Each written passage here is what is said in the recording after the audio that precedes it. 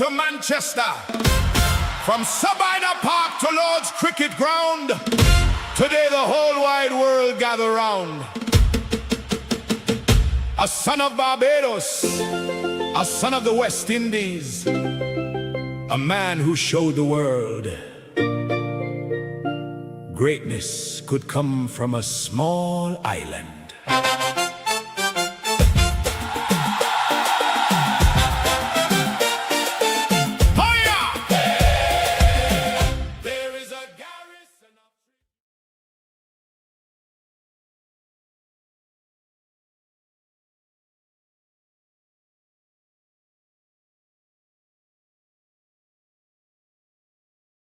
Special edition of the show. I am excited. I've been doing my research. You know, I like to research, and I'm fascinated by the life of this man that we are going to be talking about tonight. He's the Right Excellent Sir Garfield Sobers, and you don't want to miss this. I'm going to ask everybody like and share, send it in your WhatsApp groups. Let everybody know we are on tonight. Is a great night of education and inspiration. Now, we have three distinguished um, panelists here.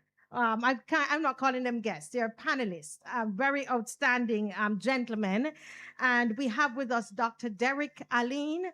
Most of you know him from the Marcia Reed Show. He's a trade unionist, a former senator, former president of the Barbados Volleyball Association. And he has made it very, very clear that he's a very good cricketer. I don't know if the others agree with him that he's a great cricketer. We also have with us Mr. Colvin Maskell. Colvin Maskell, he's a former Barbados youth representative in cricket, and he's a former Barbados first division cricketer. And this is a Combermere School, and I know I have to say Combermere School, okay? We have a little rivalry here going on with the man over there, Mr. Hal Gollop. We're going to have some fun tonight. Mr. Hal Gollop is here, and he is an attorney at law. Everybody knows Mr. Hal Gollop within the Barbados and the region. He is a former cricketer. Did you all know that? And how many of you know that he's a musician? I think he taught my husband music and quite a number of people. He's contributed a great deal in Barbados to music and the development of this country. And this is an honor to have these three wonderful gentlemen join us this evening. But before we go into our discussion, there is a video that I want you to watch. And this video, I find it to be very, very fascinating. It's the making of Sir Gary, and we're going to affectionately call him Sir Gary this evening.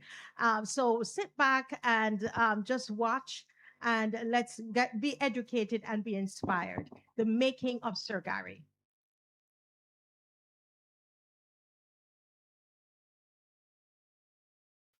The life of the Right Excellent Sir Garfield Sobers, the boy from Bayland.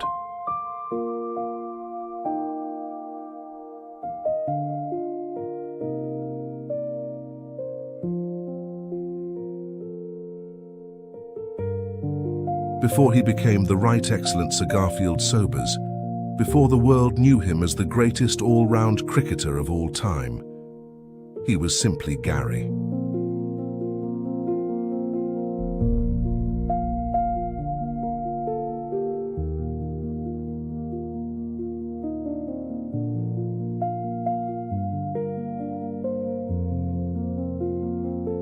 A little Barbadian boy growing up in Bayland.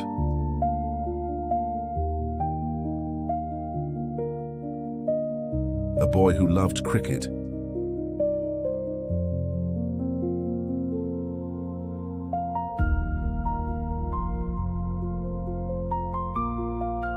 A boy who dreamed.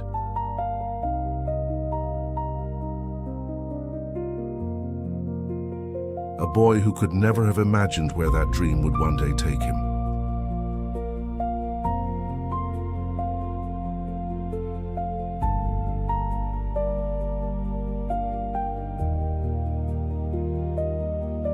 Years later, as he prepared to leave his Barbados home to be knighted by Queen Elizabeth II, his thoughts did not first turn to records or fame. They turned to memories.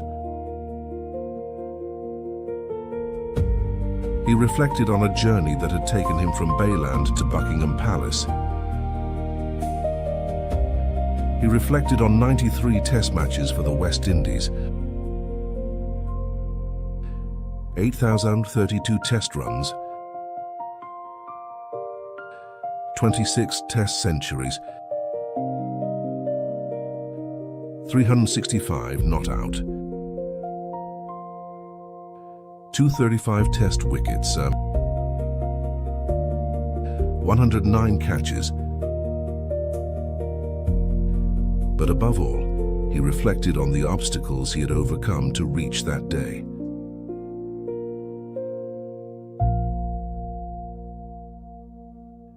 Every great journey has a beginning. For Gary, it began here, among family and friends, school, and endless games of cricket. The dream had begun. No one could have imagined that this little Barbadian boy would one day become one of the greatest ambassadors this country has ever produced.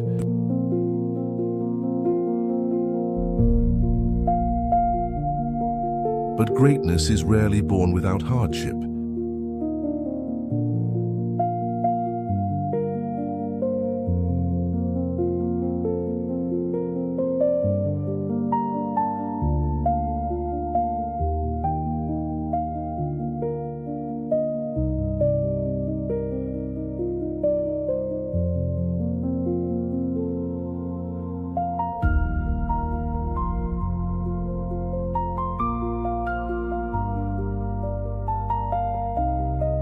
One day, tragedy came to the Sobers household.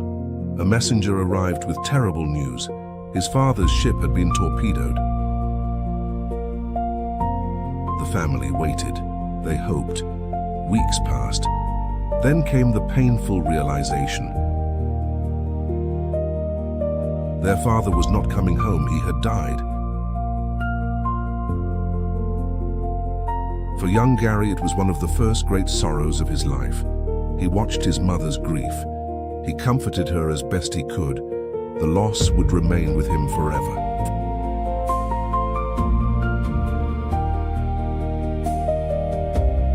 Yet life moved forward. The little boy from Bayland kept playing, kept dreaming, kept believing. And one day, Barbados discovered what the world would soon learn.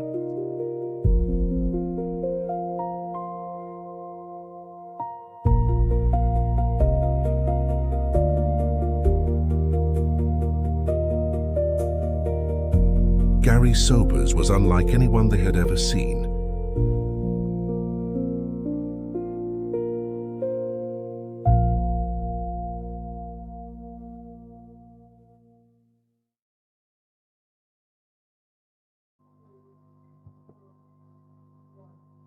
So, Mr. Maskell, we've just seen that very, for me, moving video that tells us of his early beginnings.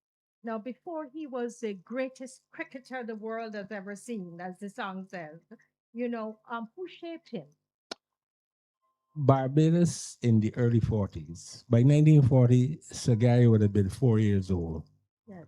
Barbados in the 1940s, we played more cricket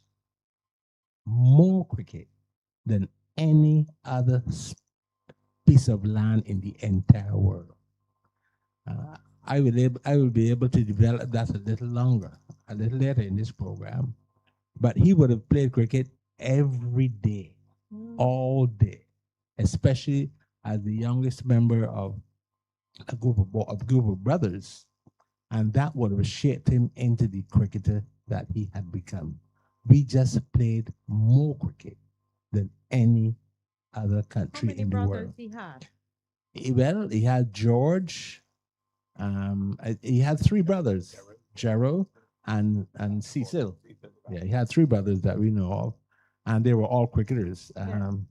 Gerald and George were very good cricketers. Saul himself played at the highest level in Barbados in the domestic competition.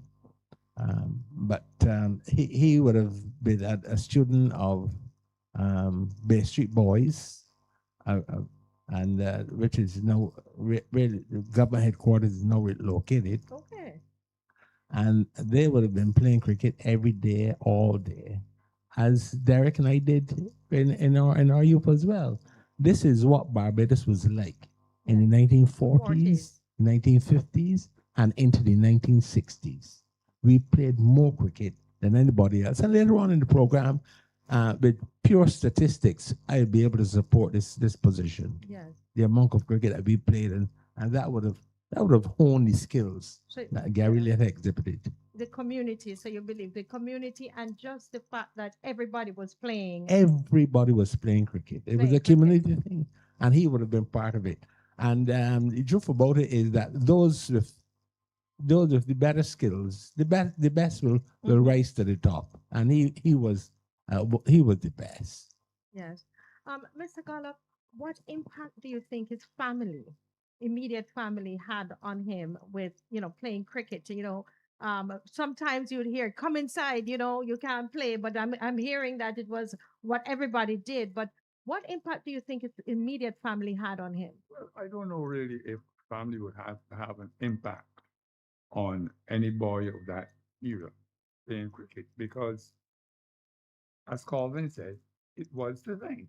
Mm-hmm. So that the only impact which a family could have on cricket would be a negative impact, to make sure that you completed all the chores they had to do between the playing of the cricket. So if you had boys growing up in the country, for example, and you had water to bring from the dam pipe to fill a barrel, you had to do that, or you had to bring in the sheep, or you had to go and pick meat for your rabbits. Those are things which you made sure you did before you played cricket, because cricket had to be played. And that's the point Colvin is making. And cricket manifested itself in so many different ways. You play the ordinary cricket on every possible square foot of land that was available. And there was a little track between houses, you played cricket. If the track wasn't big enough, you played marble cricket. There's a kneeling down form of the game. I have a beautiful, oh yes. I have a beautiful photo of it at Combermere in 1959 when the school opened. I must show it to Colvin because he would not have been there then. And before the fields were established, we used to play marble cricket. And I have a photo there that I don't know how anybody would have taken a photo in 1959 because cameras were prohibitive. But I have it, and I am there involved in the photo as well. So you played ordinary cricket. You played marble cricket. If for some reason or the other you couldn't go outside to play, you found some little place in the house to knock something. And there was even an element of cricket called blind man's cricket. Blind man's cricket. Yeah, no. Right. Yeah. Explain to me, what is blind man? If you're blind, how you playing this? No, cricket? this is it. You were blindfolded, you cover your eyes, Yes. and there was a sheet of paper with various numbers representing runs and various other ways of being dismissed, out, caught, bowled, run out, all those things. Stumped, you know the general saying, you were stumped, you were bowled, you were caught, run out, whatever. And you would have that sheet of paper in front of you. And you would take your pencil and put it on something. So this is indoor. Indoor. You can't go outside, but you still want to play cricket. The rain falling, you're at school and you are playing blind man cricket. Yeah, you're playing inside blind your man's classroom. cricket in the house, on the table, whichever table was available. And you try to score as many runs as possible. But of course, there will be some cheating. And a man would peek through the thing. The the blindfold. Yeah, it's a glimmer. But that was the thing. Cricket was played at every possible opportunity. And therefore the skill that is what really So you had to try to prevent a man from playing cricket rather than encourage him. So the problem would come if you did not complete those chores you had to complete before you could go to play a bat and ball. Right. So let me ask, Dr. Allen, I think you got into some trouble. Did you ever get into some trouble not feeding the sheep, not carrying the water, and outside playing cricket? And what were the consequences? My mother had a habit every Saturday morning to go into the market. And that she got on a bicycle and she would go down to the market and made strict instructions not to go outside. I have a doctor brother Vincent. And right outside the house in the alley between the two houses, the guys are playing what we call hand after hand. And my mother gets on a bicycle, and before she turns the bottom street, we jump over the paling, and we are playing cricket. And the minute my mother gets back home, our next door neighbor says, "As you left, the boys jump the paling." But did you do your chores? But we had time for chores. The men already playing. So you had to. So cricket. We got to play it, and the two of we played with breadfruits. Dolly heads of dolls. The dolls? You mean the girls' dolls you used to play cricket? Pop the head off the doll. Oh, and we played it. We had some little small things that we played cricket with. We went to the breadfruit tree, and as soon as the breadfruit dropped small, those were our balls. We then made something called rubber strand balls, where we took tires from bicycles. We put I had a little rock in it and some paper and some cloth and wrap it up, and then put the strands on it to make it round. Anything that was available. We made bats with clementary tree limbs. Really? With coconut shafts. Coconut, yes, we did that in Jamaica. Coconut shafts. And we play cricket whenever and wherever. And the thing about Barbados, we play cricket when you go to the beach, to the sea. Yes. Automatically play beach cricket, yes. We walk in from Wesley Hall School, where two of us went to school, and we come through Westbury Cemetery, and we walk in and you bowl and you step back to get home. You're coming through the cemetery to go home, and you're bowling and you're coming home. You're batting and you come home. We had nothing else in our lives. No Wi-Fi. You didn't have any Wi-Fi or any. Although there was football and basketball, it was not as regularly available as cricket was for us in the village. Yes. We loved and lived cricket. And that is why, no matter if you couldn't play cricket as a boy, people saw you as not a boy. Oh, wow. So everybody was playing cricket. Had to play. Yeah. And if you couldn't bat and ball, you scored. Or you umpired. You were part of the whole cricket life in Barbados. You couldn't escape cricket. It was part of life. Couldn't. Yeah. Well, Mr. Maskell, how did all of this, you believe, shaped his Mr. Sir Gary, as we're going to say, affectionately call him Sir Gary, in terms of his discipline, commitment to the sport? Because you were just doing it by yourselves. Did you have a coach? How did this impact on his discipline, on his character? Yeah. Oh, well. Can you use your microphone? Well, his character, well, I suppose that is something that was innate in Sir Garfield's situation, because growing up in the Bayland area, he was, that area, the Bayland, used to be the grounds of the Wanderers cricket team, a white team. What is now the Bayland? The Bayland, yeah. Oh, wow. And so British from the Bayland. So he would have come up and he would have seen the Wanderers team, a white team, playing first division cricket, the highest level in Barbados, there on the Bay pasture, where the next day is home. And he became attached to he would go there as a young boy and bowl at the players when they were practicing. Okay. And that white team had quite a few Barbados players, very, very, very good players, West Indian players were part of that makeup, and Gary had the opportunity to go and bowl at those players. And that is where they first saw him and realized that this youngster was a little exceptional. They were so impressed with Gary and they were impressed not only with his skills, but his manner. And at one stage,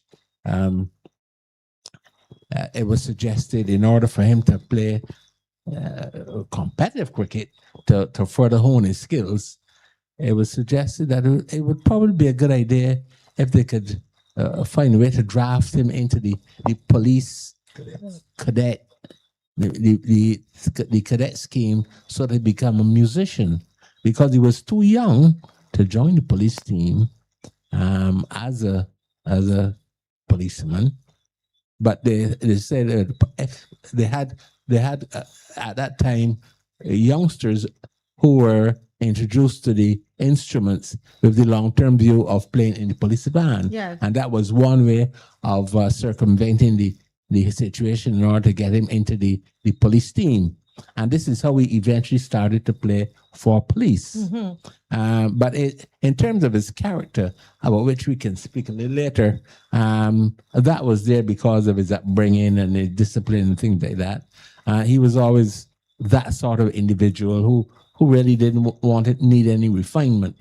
He was always, and Gary and Derek and I will speak about that.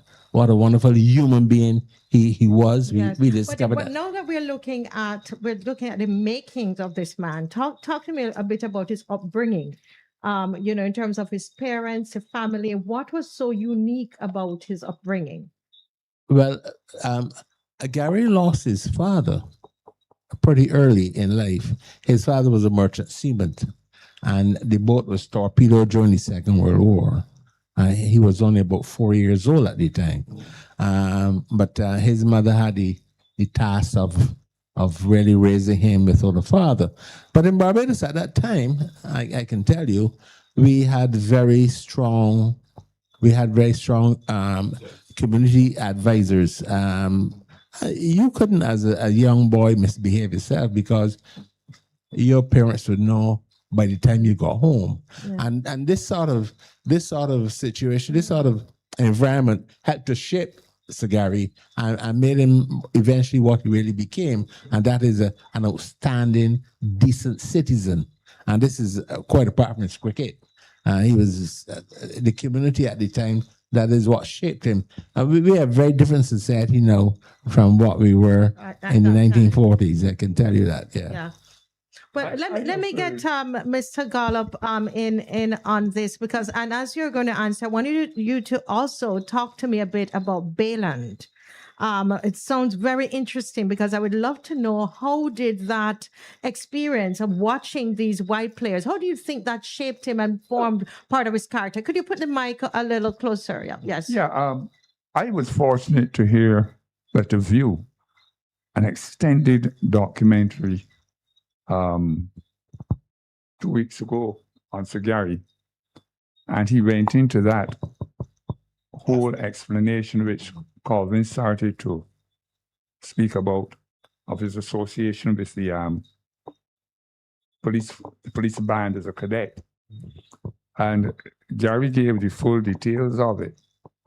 He was there learning to play the cornet, which is a kind of a trumpet.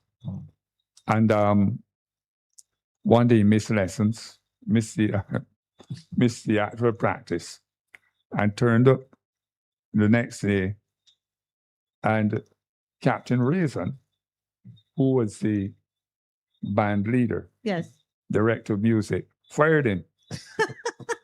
How old he was at that time? About A youngster, just approaching teenage. Right? Thereabouts. And they fired him. Fired him. Gary said he claimed that it was because of his indiscipline, but he knew he was concerned because a few fellas in the band were making passes at his daughter, and he thought that Gary was one. And so he fired Gary. And Gary said then it was because of Captain Farmer, who pleaded his case. took him into the police boys club.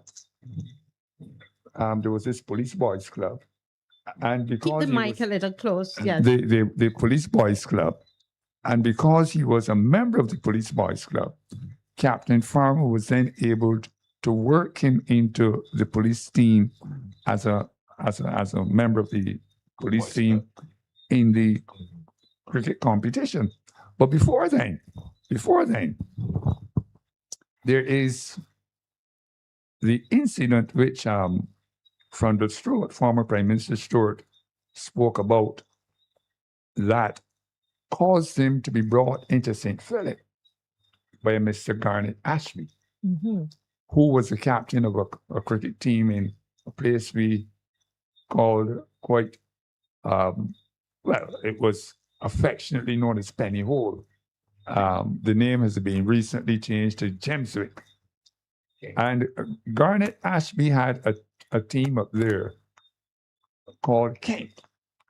And he brought Gary from town as a young boy to play for his team in St. Philip. And that is where Gary established a connection with cricket in St. Philip, in that area. St. Martin, Penny Hole, that area over there, in that southeast part of St. Philip. And he excelled. And I remember very well when Frondel spoke about it in his tribute today. People actually, Trevelyan people like that, top English cricketers, when they were doing tributes to Gary and doing writing various things about him, journey to Barbados to interview the same Garnet Ashby about that episode in his life. But the Bayland, obviously, always very highly populated, densely populated, and a lot of young men, competition. And that kind of environment in Barbados was very important. Team sport requires that you have a large enough assembly of boys or girls, for that matter, there is a girls' sport, of at least average ability to hone your skills against. So the big area like the Bayline, lots of boys, and there will be great competition among those boys. And that is where somebody like Gary, who was a natural from very early, was able to develop his skills within his area, within his local area, and then be able to move out, as it were, to competing against older fellas and better players and so on. So that was the kind of background that an average youngster in those days within that would come up against. This is tremendous. But Dr. Allen, the early signs of greatness. I believe Mr. Maskell started to talk about that. Do you have any stories about that? Where those early signs of greatness, because all of the children were playing. That's what you were saying, that it was, everybody was playing cricket. But what were those early signs of greatness? Well, I'm not as young as those gentlemen there. And they put it on the other side of it. Yeah. And I would have become aware of struggles much later than they would have been. But clearly, his greatness had to have been aware, had to be clear by the time he was 16, because he was into the rest of his team before he got 17. Yeah, before 17. And all his performances went from good to better. And I think COVID and Al are better able to speak to me those earlier than I am able to speak a little later, when I became aware in the 60s as a schoolboy, and my college turned up. The colors turn up. I'm gonna get to that. I want to see them colors turn. All three of you going to turn up them colors today. But let me get turn up the colors. Turn up the colors. Left I have side. to unbutton. Unbutton and turn up. You got to turn them off. You know, this button thing Yeah. interfere with the colors. Yeah, Because for me to put the colors up, I would have to unbutton these. And this is something he started. So, and Fronta made the point today. Cricket was a religion. And every boy wanted to be a cricketer. And every boy emulated various cricketers. So, growing up before Gary, boys saw themselves as an Everton Weeks, for example. Yes. And you would be quite mad at the fact that your legs were not slightly bowed so that you could walk like. So there were celebrities. Oh, yes. Wow. So boys emulated Gary. Colvin would know this youngster because he was a few years younger than me. He would probably be right in Colvin's age group. Hammy Burnham. Yeah. Hammy Burnham was a boy, a little fella, very diminutive fella. I don't think anybody ever called him anything at Common here other than Sir Gary. And he was proud of that, I'm Because sure. he walked like Sir Gary. He had the walk. Who is going to, before the night is up, one of you have to show me that walk. Who is going to show? I think Calvin going to show, but not He was yet. also known as Little Gary He too. was doing a little Gary. You see, he's looking a little mischievous right there. Look at the color turn up.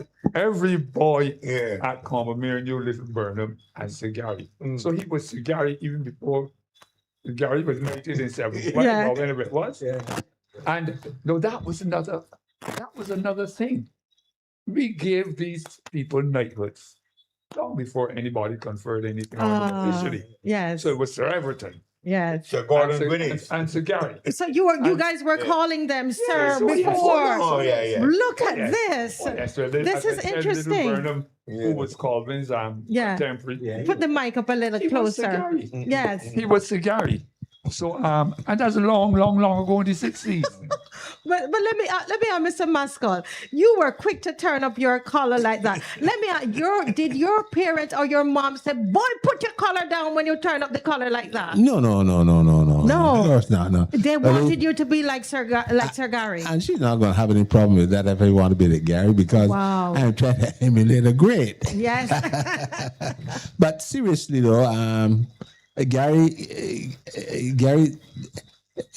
just affected everybody. I remember even the first time I had a good look at him was in 1960, 61, when he was when he made 226 at Kensington Against the MCC. against England. MCC. Yeah, against England. Remember they were called MCC. Yeah, but he made 100 in the Barbados match, and then he made 226 in the Test match. And I remember at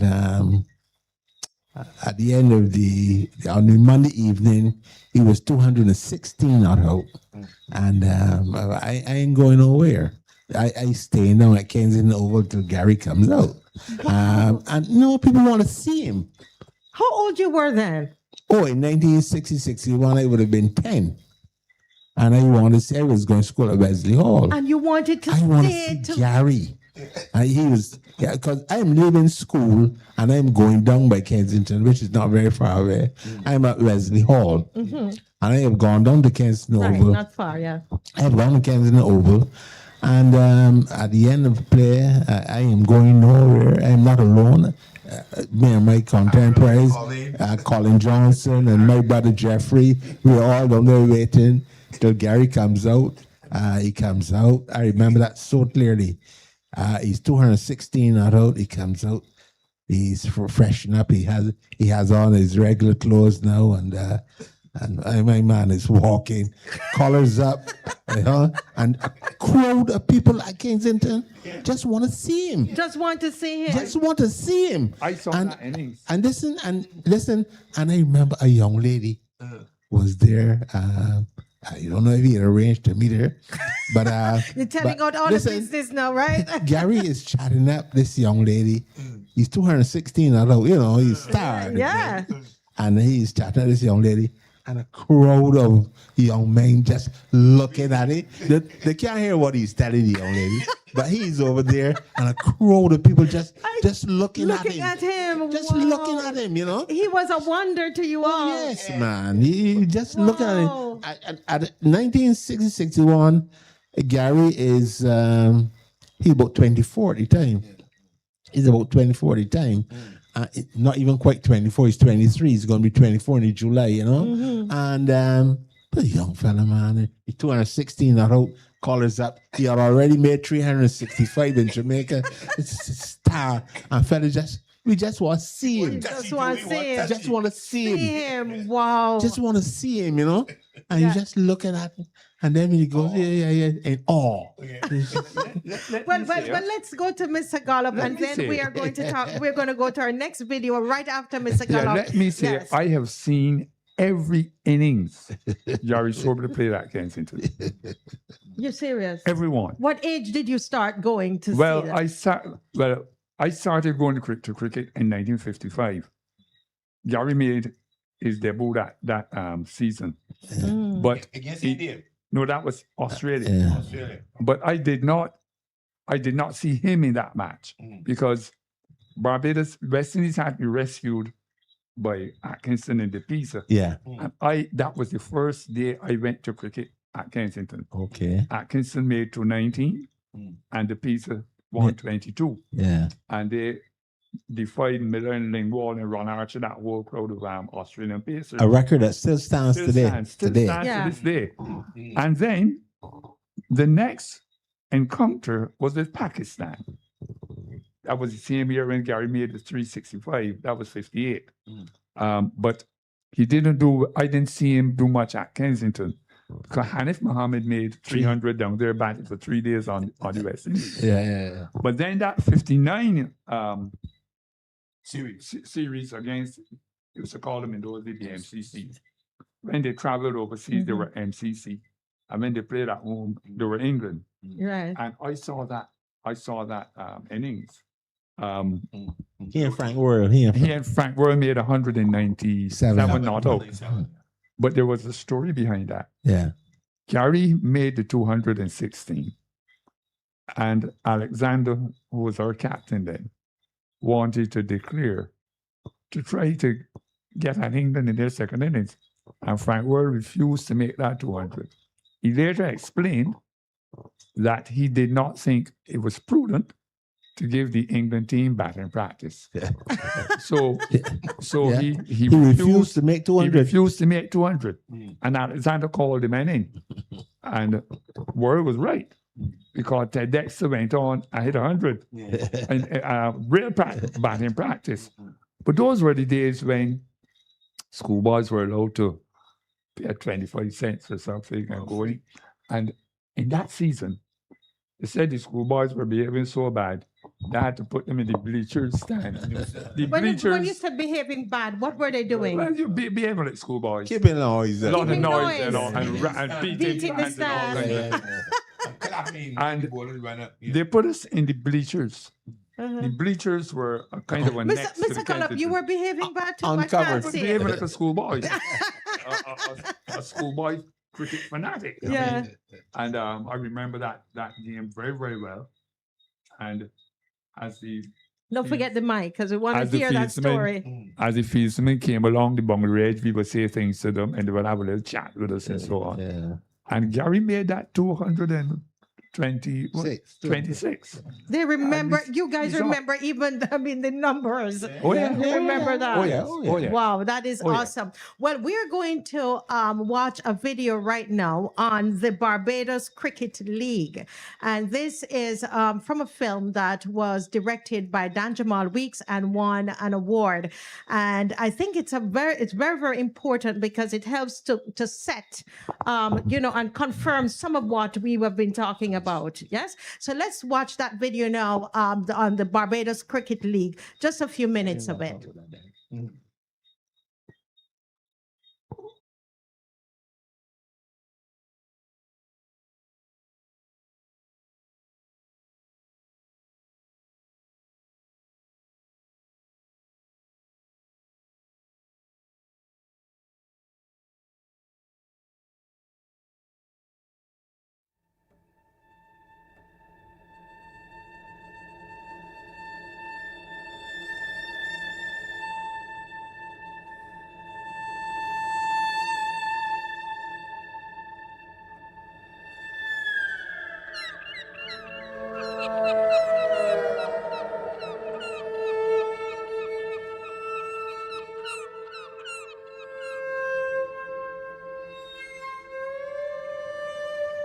1937, July 1937 to be exact, there was an historic event in Barbados known as our social disturbances, but there were riots. There were people who had been agitating for social and economic change in the country. And many people took to the streets to get a voice, having the colonial masters listen to the problems that had been boiling up but left unattended. It is coincidental that during that same year, a Barbadian with vision, Mr. Mitchie Hewitt, formed the Barbados Friendly Cricket Association, later to become the Barbados Cricket League. Cricket was seen as an elite sport wherever it was played and developed by our colonial masters. People like to use the cliche about cricket being the game of glorious uncertainties. At that point, there were no black players playing for the two premier cricket clubs in Barbados. Let me back up a bit and tell you that black people love cricket. Believe you me. So we were always playing cricket. Some mornings we got up early and we played till lunchtime, and then after lunch, we played until it got dark. Any place that you could find that you could play cricket, in the rows, the gaps, on the field, wherever you could play, wherever you find you could play, we all get together and we make a game out of it. I can only tell you as a little boy, it was the only thing that you could have an opportunity to play. What we played, marble cricket. Marble cricket, that was king back then. You kneel on one knee, you bowl from about 10 yards, half the size of a wicket. And you learn to play there. You didn't have nothing to call cricket balls. You didn't have cricket bats. The balls were made from the inner tube of a bicycle tire. You usually put a small stone and some cloth, and you wrap it as round as you could. And it was about a diameter of about 2 inches, about 2 inches. You played with all sorts of balls, all sorts of pieces of wood. Anything you can get, a piece of board out of somebody's palisade, you pass, you pull it out, and you make a bat out of it. The black players were able to hone their skills in their communities. They played on the streets or in fields and sometimes around their elementary schools. In those days, they didn't have any coaching for young people. Coaches was something else. No, you were never coached. It says that you had the ability to see and to understand what was going on. And you learn from watching other people play the game. And therefore, where you try to emulate somebody that you know to become what you want to be. In those days, it was tough. People never accepted you. I realized then that cricket is the only thing in Barbados that to be able to alleviate some of the poverty. It wasn't easy in those days. The average person, the parents could not afford to pay for them to go to secondary school. And if you didn't go to one of those schools, you wouldn't be able to play cricket. That's why the BCL was so important to the underprivileged person. And it was an opportunity for the black players with raw talent to play in an organized way, to show that they had some sort of worth, some sense of self-worth, some ability to compete with people in the upper classes of our society. They were able to excel.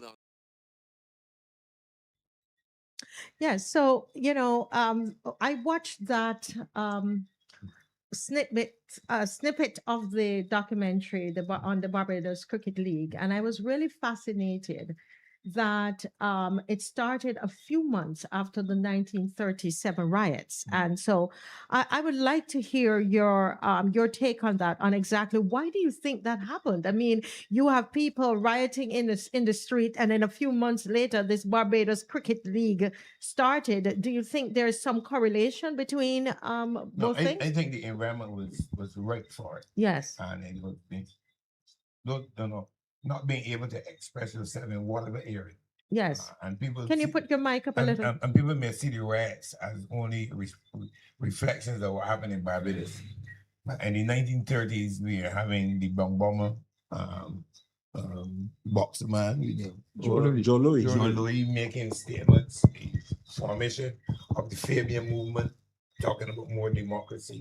All of those things are colliding, and people are speaking about rights, change, and so on. And there's a grassroots swell of people playing cricket in communities, and people are trying to organize it. And then these things happen, the riots start. And one of the ways to ease the pressure is to allow these grassroots institutions to flourish and to bloom. So my actual research starts in 1956. Yes. It's between 37 and 56. There are 68 BCL teams. Wow. And by 1968, there are 126. How many? 126. 126. And 70% are in rural areas. Philip, 20-something teams. St. Lucie, another big group. St. George, St. John, all of these communities. Where once there's an open piece of land, cricket is playing in those communities. And sometimes the field is a 10 by 10. And there's a lot of fun about bowlers running up, and the umpire of the seas coming. That's actually right next to St. Augustine Church. What happened? Use your mic, please. Right next to the St. Augustine Church was a famous BCL cricket team. And the bowler at the southern end was not visible to the batsman at the northern end. Recently, I was giving somebody a lift home, that's quite a few years ago. And I stopped to show my son, who was a youngster then, and another passenger, what was in those days a cricket team, a cricket club, and a cricket ground. And the bowler coming up the hill had to be, the umpire had to signal the batsman, he's coming up, because he was not visible from where the batsman was standing at the northern end. But why are you playing? The ground was like that. Oh. You see? And he was running up the hill to come to the wicket. But every possible tract of land used to produce a BCL team. Yeah. And a lot of work was done by Mr. Mitchie Hewitt. Mitchie Hewitt, yeah. Yes, those were some of the main architects of that league. Was Mitchie Hewitt a black Barbadian? Black Barbadian. Journalist, yes. And it was an attempt to organize groups in rural Barbados. Yes. Because all the teams were in town. Yeah. Umpire, Spartan, Carlton, Wanderers, yeah. And then you had these rural teams where fellows who were less of a lower socio-economic bracket, or who did not get a chance to go to a secondary school, because in those days, generally speaking, and Gary makes the point in that same documentary, if you went to Harrison College, you gravitated to Spartan. If you went to Combermere, you gravitated to Umpire. Yeah. But I'm not so sure what happened with the fellas at Lodge. Lodge was country people. Country people. They probably got Wanderers up there. But the white boys either went Wanderers or Pickwick. Then Carlton, and then Carlton came with a colored group, and went PC with another colored group, where you had mixed races playing. And that BCL thing was a savior. Very important, very important institution in the development of cricket in Barbados. And Derek makes a point. At one point, there were 126 BCL teams around the island. 126. 126. My And goodness.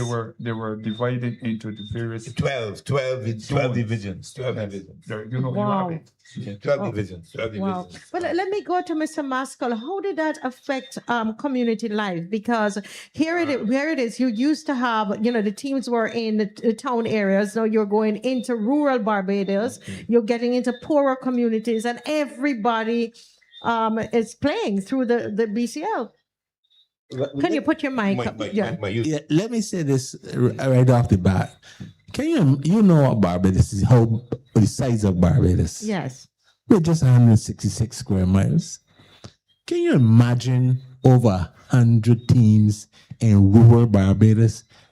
Can you imagine that? Wow, that's why I'm wondering what was community life like? This is what people must understand. Yes. Barbadians played more cricket. And I challenge anybody to take issue with it, let alone disproving what I'm saying. Barbadians played more cricket than any country in the entire world. 166 square miles, and you have over 100 teams in organized cricket. It's organized cricket. This is not cricket played when you feel like playing it. This is structured cricket played every Saturday in Barbados from May to December. Throughout the length and breadth of Barbados, cricket consumed Barbadians. And this is why Barbados produce more outstanding cricketers than any other country in the world. And this is the answer. They simply played more cricket than anybody else. And I think any other country. To make the point though, Garfield went and played for King. Yes, he played it too. St. Philip, even though he was from Bayland. Yes. Mr. Garner Ashby took him up there, and he played for King. And that gave him that was a So you springboard. had a lot of competition happening. Yes, Barbados cricket, and this is what really lifted the standard of Barbados cricket. And I mean, I have gone other countries in the Caribbean, and this doesn't happen now, but say in the 70s, and you go somewhere in the 70s, and somebody here, you come from Barbados, and the fellow said, boy, Barbadians can play cricket, yes.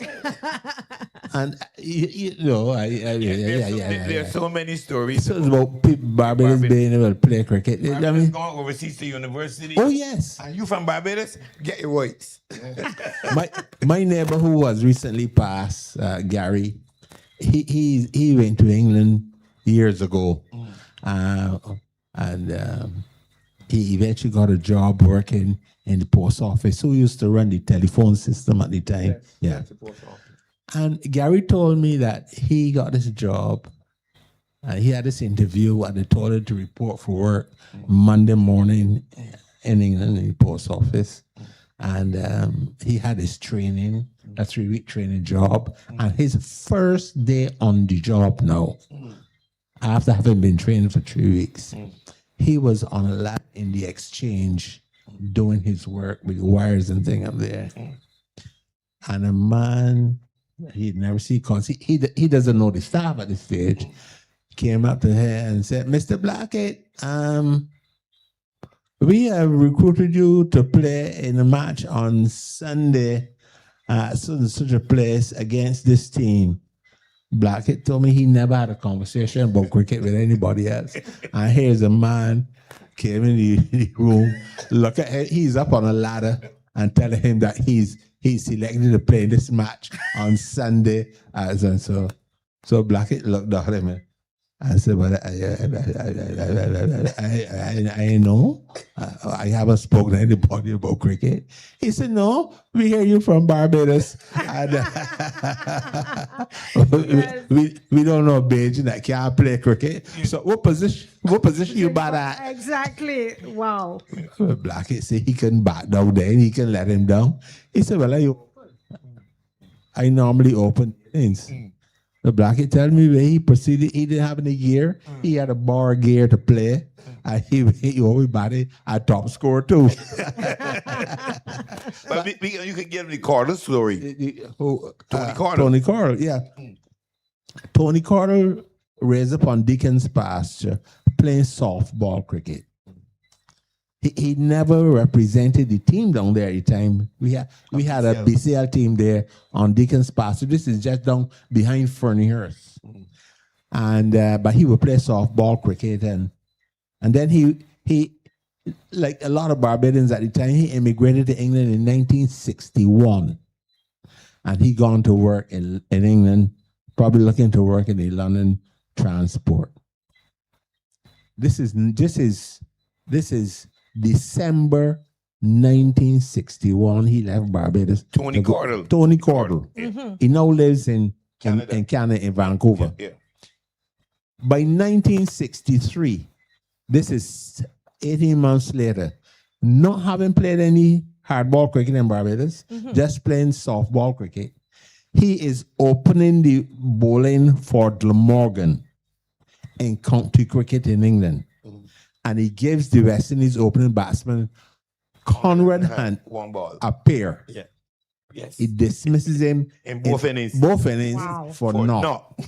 This is what Yes. a youngster can leave Barbados, not having played representative cricket, but goes to England and in 2 years. less than 2 years, he is playing first class cricket and good enough to dismiss a test batsman for a pair in the test match in the county game. This is the level that we had reached In the 60s. in the 60s. You nobody knows you.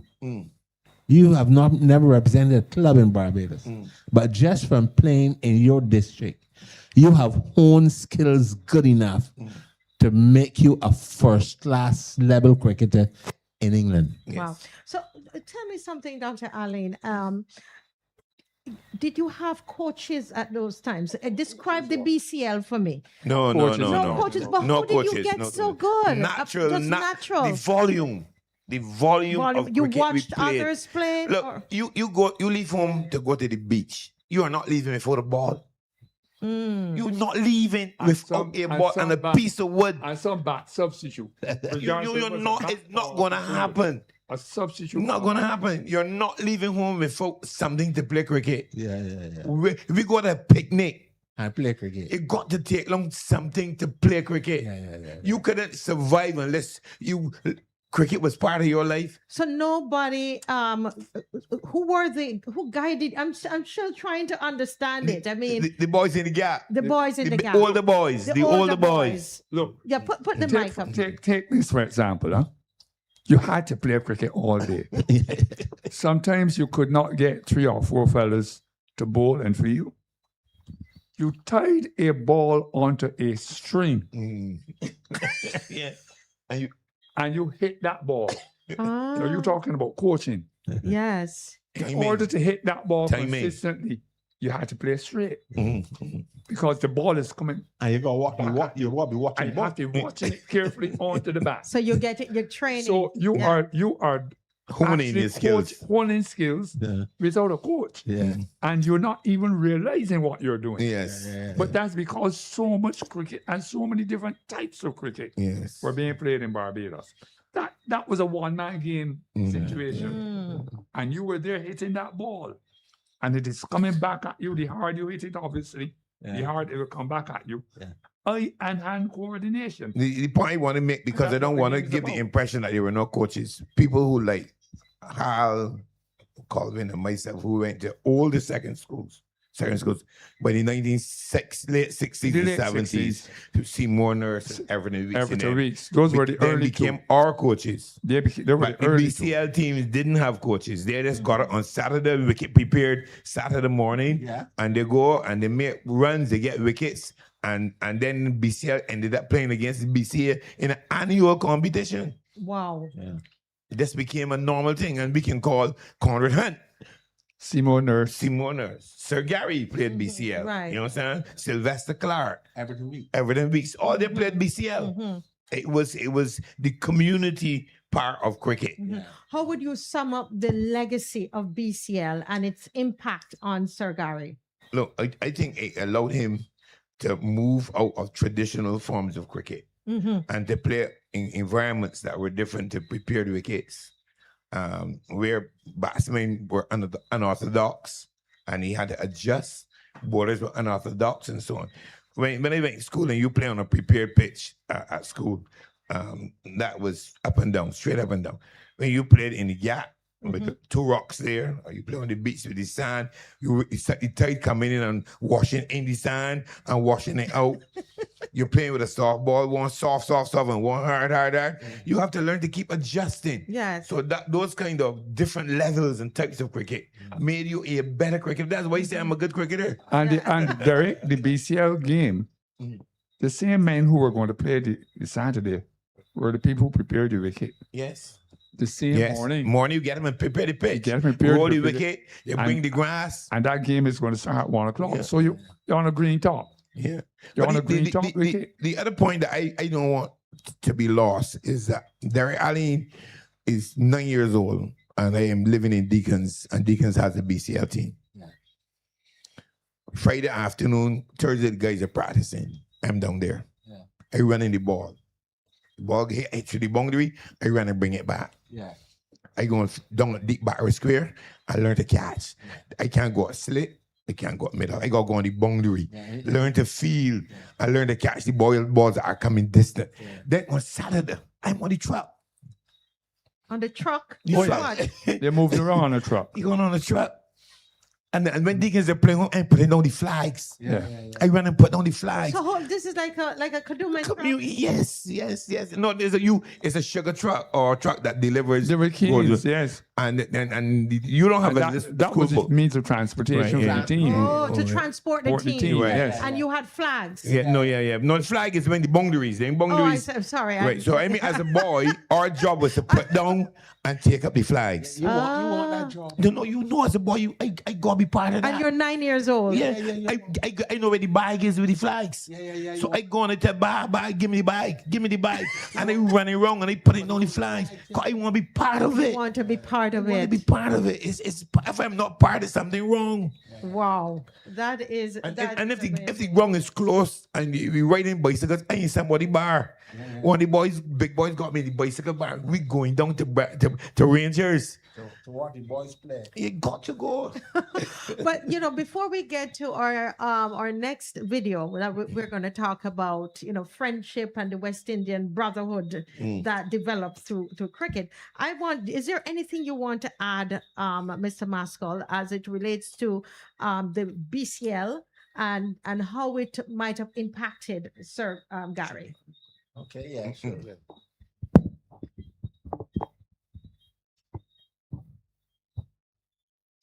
It's you now. Yeah. Okay. Yeah. Well, I can tell you that I interacted with Gary in a very personal way, and I have no doubt that playing in the BCL, I can't prove it, but I have no doubt that playing in the BCL had a lot of impact on Gary, the person. He would have been associating with the boys in his group and the people in his community. And Derek and I had an experience, a very personal experience with Sir Gary that I would mind sharing with you. Yes, go right ahead. Derek, I don't know if it's more than 20 years ago. I believe it was just over 20 years ago, I believe. We had a discussion one night about cricket because we're two cricket people. And we said, listen, I would really like to hear Gary's position on this. Right. He said, well, I don't know Sir Garfield's over his number, so I forget it.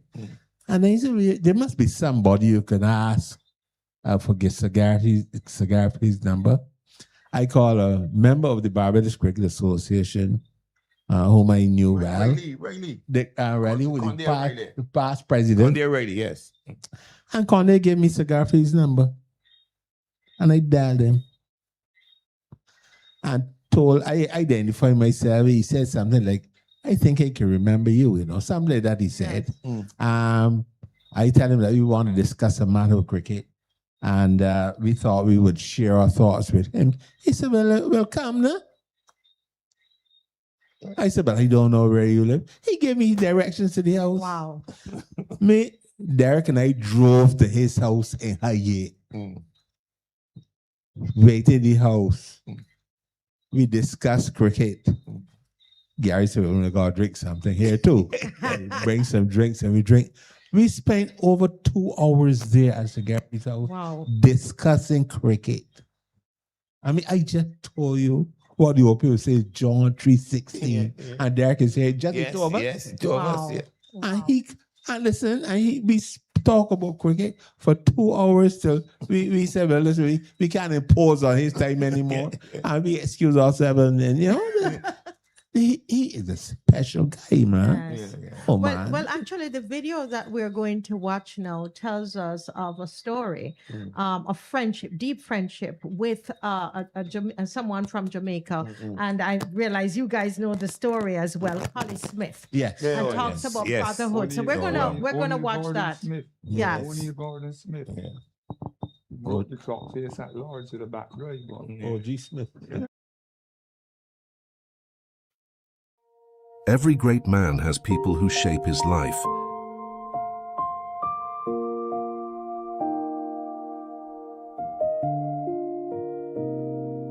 For Garfield Sobers, one of those people was Collie Smith. Not simply a teammate, not simply another great West Indian batsman.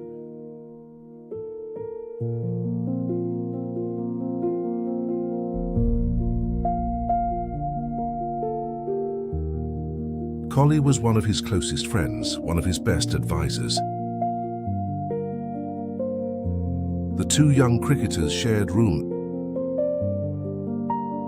shared laughter, shared dreams, and shared a love for cricket. One night, Collie noticed Gary tossing and turning. "Sobers, whoppin' man," he asked. "Ya can't sleep? They set duppy pon ya?" Gary told him his muscles were tight, killing him. Collie had an answer ready, same as always. He'd been telling Gary for years to rub a little white rum into the muscles. Gary couldn't help but laugh at that.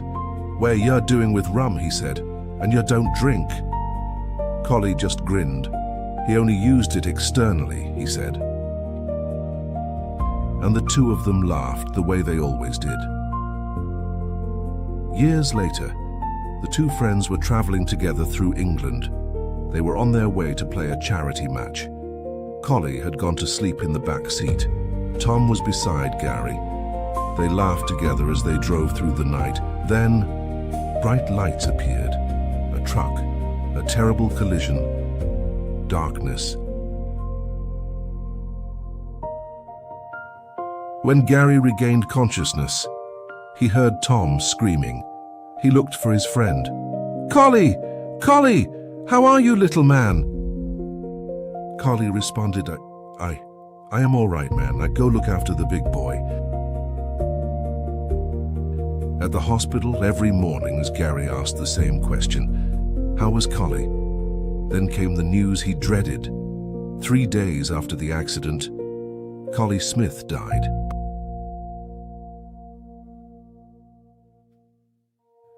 Gary later said it changed his life completely. It took everything out of him. He was stunned at how quickly life could change. Tom had survived, he had survived, but he had lost one of his dearest friends. He later faced a charge of driving without due care and attention and was fined.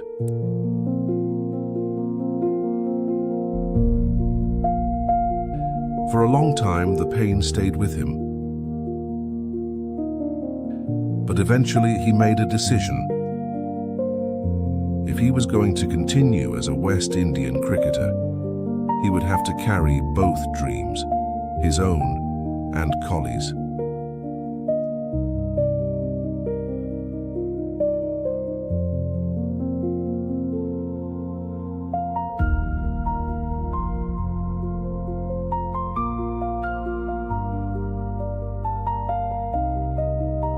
If I was going to be a West Indian cricketer, I had to find a way to do Collie's job and mine.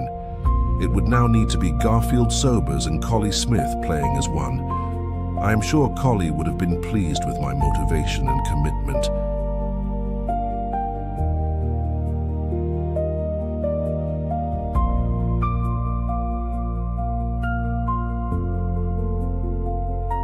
And that is how I played my cricket.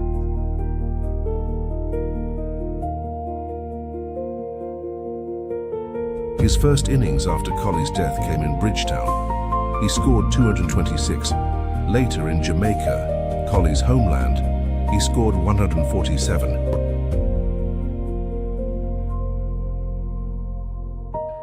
The Jamaican crowd received him warmly. He called it a great moment.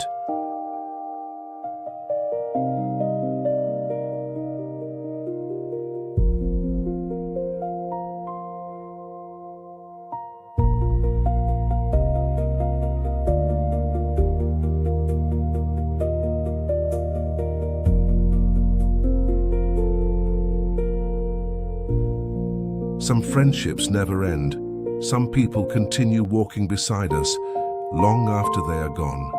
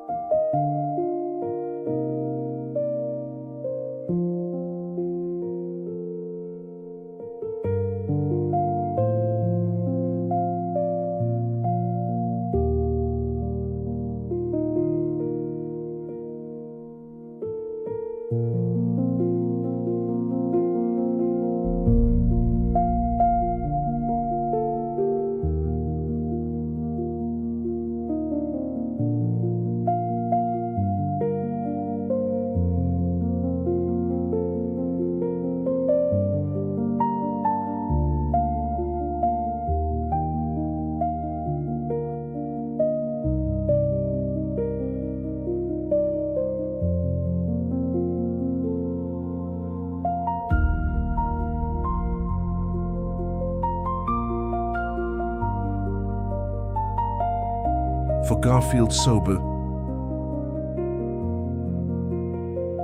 Collie Smith was one of those people.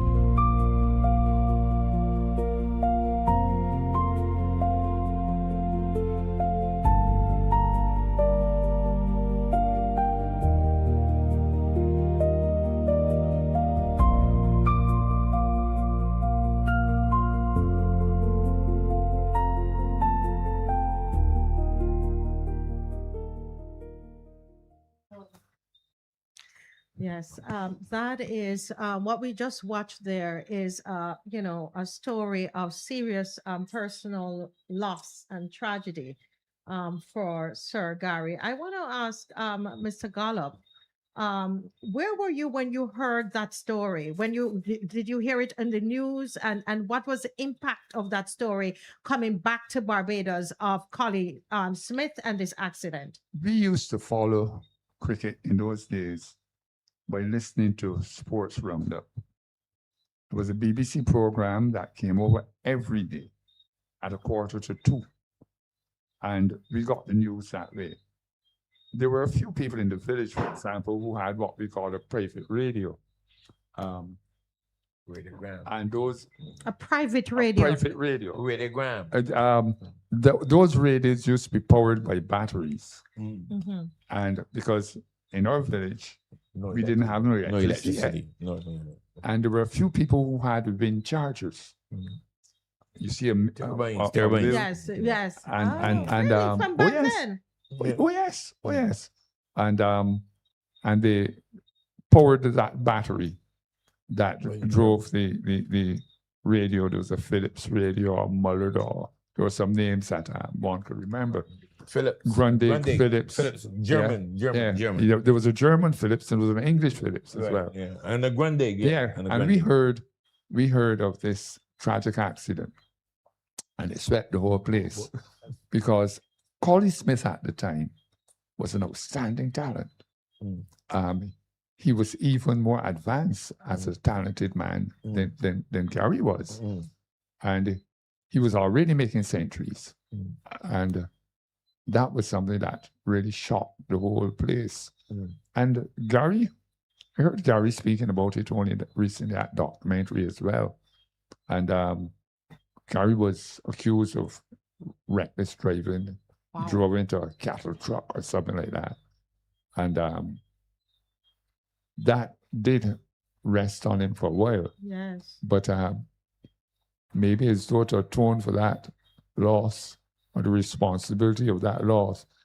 Gary chose Sabina Park as maybe his main stomping ground. He hit 100. 5 centuries. Sabina Park, for those watching, that's in Sabina Jamaica. Park. Yeah. Yes. Yeah.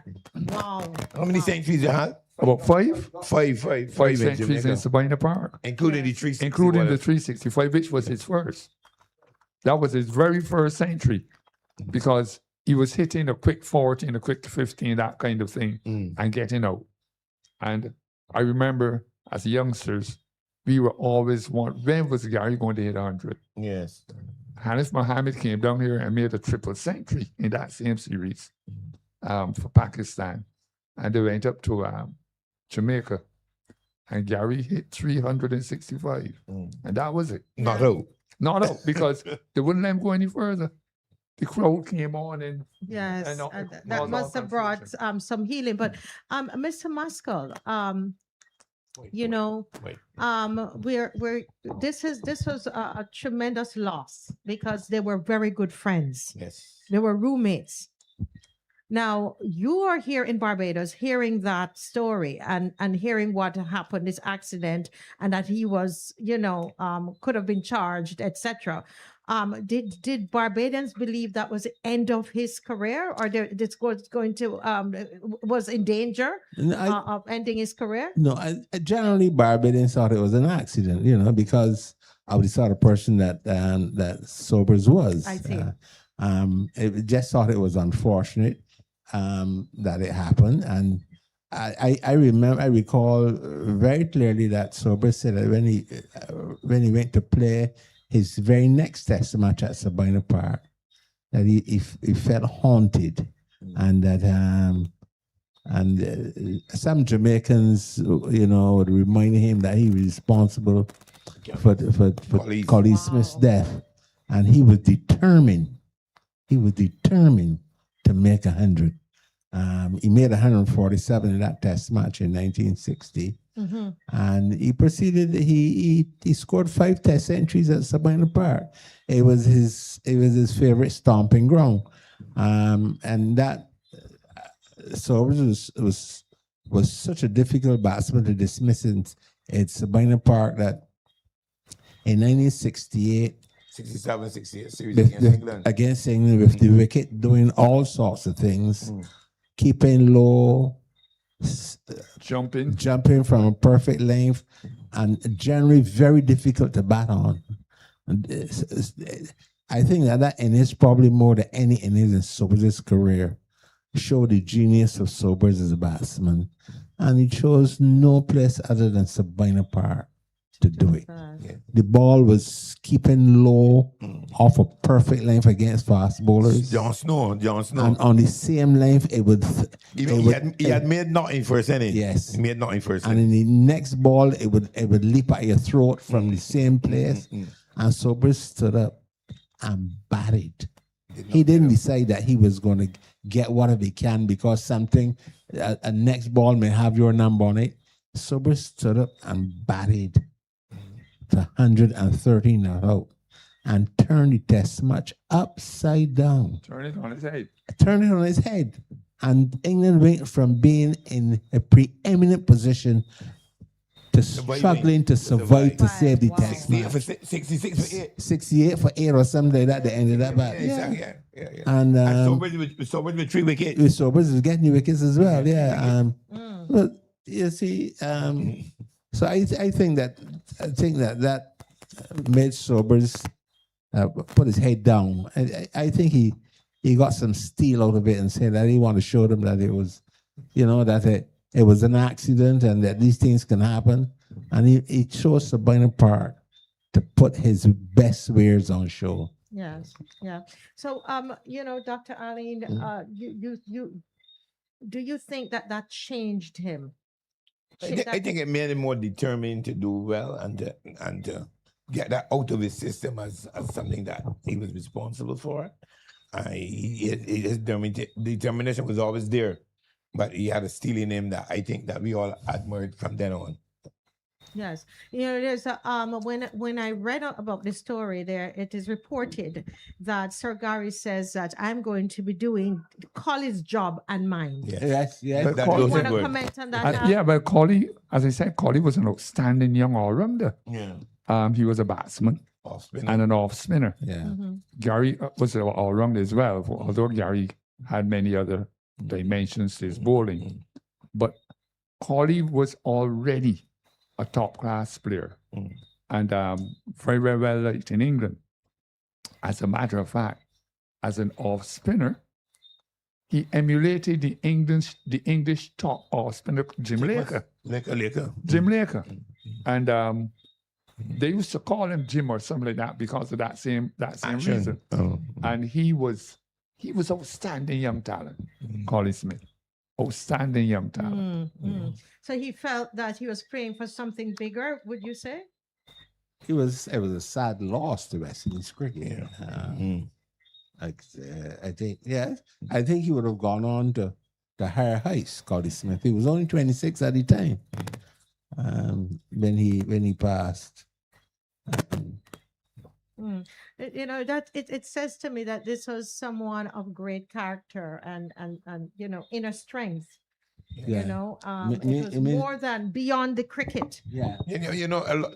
We may now speak to Sobers, but Sobers, as a schoolboy, I got taken to the headmaster for abusing in language.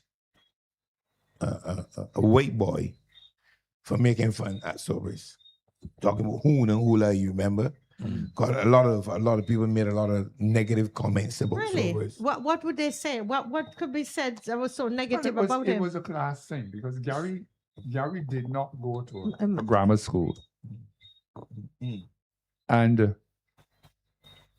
if one reason they could find to attack it would be on the fact he didn't go to a grammar school. So that was the negative aspect of it. So they would start these jokes and all these kind of Gary Sobers jokes, and they started, but they didn't last very long. No, because we took them all. And there was a point to when he made that trip to South Africa. Yes, that was something that he had to overcome. We're gonna get to that, but I want to hear your story. What happened when? So you? No, I was on the school bus going up, and there was this stupid thing going around that he went to Puerto Rico, and somebody said the capital was San Juan, and Gary said it spelled Guan. It's Juan. And the man said, so you mean? And somebody said, should I then have to say Huna Hulai? And I can't tell you what to call that white boy. I told him how he got into foundation school, that he went to school at Christchurch High School first, come through the back door, and how dare he, and not in that kind of language. Right. And they took me to the headmaster for behaving indecently on the school bus. But Sobers had a lot of character and a lot of strength, because following the loss of the test match in Trinidad in 1968, when Sobers declared, took a gamble. Tell us about that. The test series in 1967-68 was tight. All the matches had been drawn. Up to that point, it's a 5-test series, and this is the 4th test match played in Trinidad. And Sobers made a declaration in the 3rd innings, and England won the test match. Knock off the runs and won the test match. Gary Sobers was pilloried. Oh, yes. By especially what happened in Trinidad, by the Trinidad press. And as a gambler and things like that, and somebody like Joey Carew would never made a mistake, and they started questioning his leadership of the West Indies team. Okay. Sobers showing great class. As he was. As he always did, He would never respond negatively to anything he said, but he would let his cricket answer. Speak for himself. He went on to Trinidad, to Guyana in the last test match, looking to win the test match and draw the series. Sobers made 150 and 95 not out in that test match. Yeah. And England held on by the skin of the teeth. Wait, padding out every ball gives ball. To draw the test match. Kick every ball will say you off some. Cause the law for a bit of change. Yes. And but Sobers, once he gets his head down and is determined. Yes. I tell you, there's no finer batsman in cricket. And I'll tell you something too. In 1966, we couldn't leave here without mentioning 1966. In 1966, the West Indies had trailed England by 86 runs and found themselves in the second innings at 95 for 5, meaning they were 9 runs on with 5 wickets down. Gary Sobers and Holford, playing in the second test match, proceeded to put on a partnership of 247 and save that test match. And I will never forget what E.W. Jim Swanton said. E.W. Jim Swanton at lunch with England, probably just over 100, but West Indies just over 100 runs with 5 wickets down. Said they're leading by about 20 runs with 5 wickets down. He said in his summary, with G.S. Sobers at the crease, the West Indies will not lose this test match. You cannot write off the West Indies when G.S. Sobers is at the crease. Wow. And that lunchtime summary. And he proceeded to bat the balance of the day and well into the next day to draw the test match. Against New Zealand, 7-3. Down here. Again. In Barbados.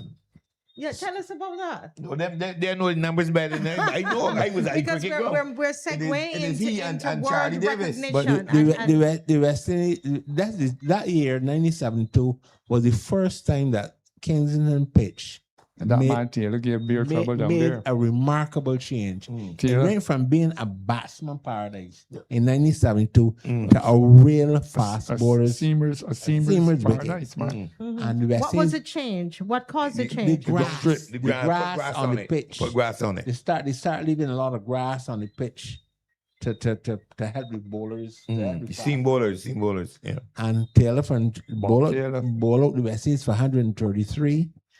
By this time now, the wicket had become a little batsman friendly, and New Zealand proceeded to make a very big score and lead the West Indies by a lot of runs. Over Yes. 200. Over 200. Over the run. Oh, wow. Sobers and Charlie Davis together put on a partnership of nearly 300 runs to save that test match. Wow. That is one thing. Once West Indies' back is against the wall, Sobers and Wes Hall batted out the last session of a test match in Trinidad. It's 67, 68. Series to draw the test match. 67, He thought about the whole lot After tea. after tea to draw the test match. Yeah. He had the remarkable ability Yeah. to bring along a non-batsman. Yeah. Whoever he's batting with. When he was there, Yeah. and bringing him through the circumstances, whether he was David Horford never made another century since then. Never made a century from Barbados yet. Never, Wow. never. Bernard Julian, he did the same with Bernard Julian. Yeah. Well, I feel compelled to give the joke with West Hall. Yeah. Go right ahead. When they were playing in India, Yeah. and Chandrasekhar Yeah. was bowling like spin googly. And Wes was batting with Sobers, and they had added about 40 runs. And when they gone into the pavilion at the break, Seymour asked Wes, "Man, how you getting that ball pick?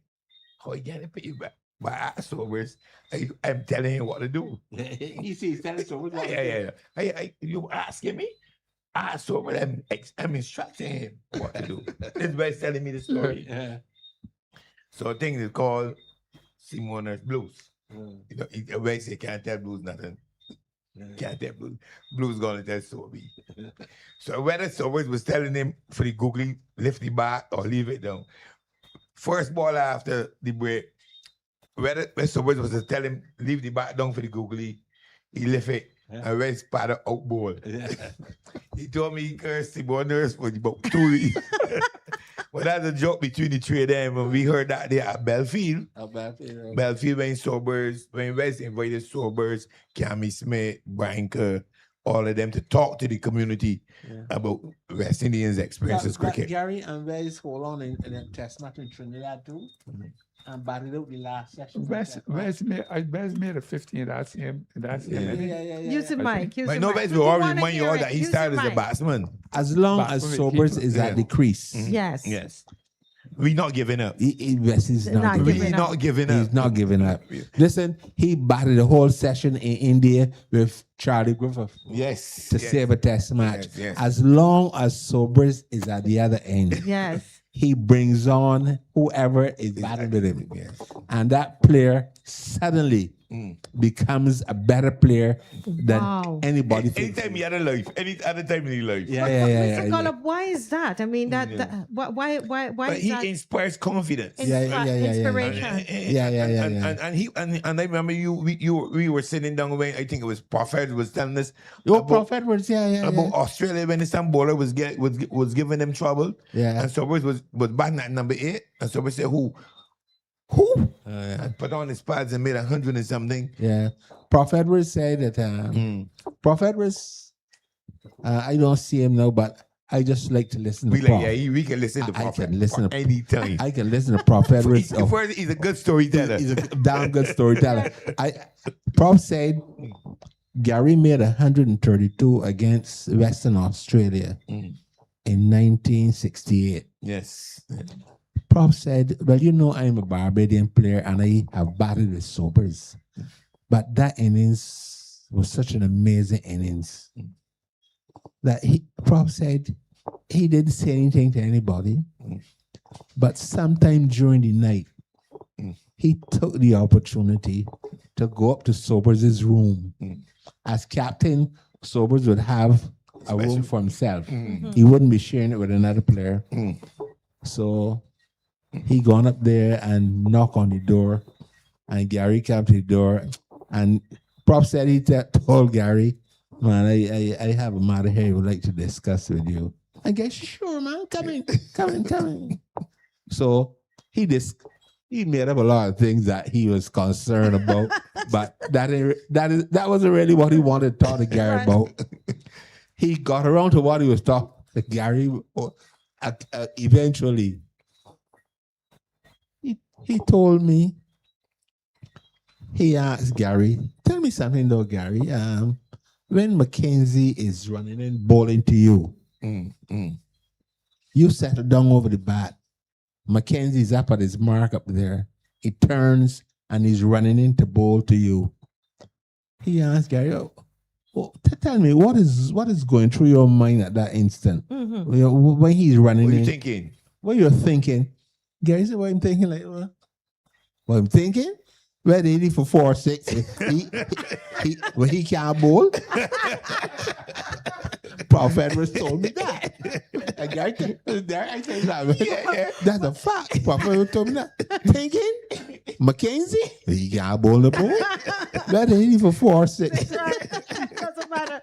But you know, Mr. Gollop, you were about to talk to us about, Sir Gary inspiring others, and because you said everybody he took them along with him. You see, I don't think people appreciated what a scientific player Gary was. Even though he was a natural. Explain. Even though he was a natural. Gary played the game perfectly. The technique-wise. He had a perfect batting technique. Correct, Hal, correct. And a lot of people did not understand that. Yes, a fact. You see Gary swing that bat. That's why he became a golfer so easily after he gave up Transfer straight to golf. because the full swing of the bat. Yeah. Gary's bat lift, what the cricketers call bat lift, was perfect. If you hear John Arlott and those English commentators describing Gary, I mean, you think they're talking about a god at batting. I've been privileged to hear Ian Chappell, who was his captain at South Australia when he went to live in South Australia. In South Sheffield Shield. Sheffield Shield.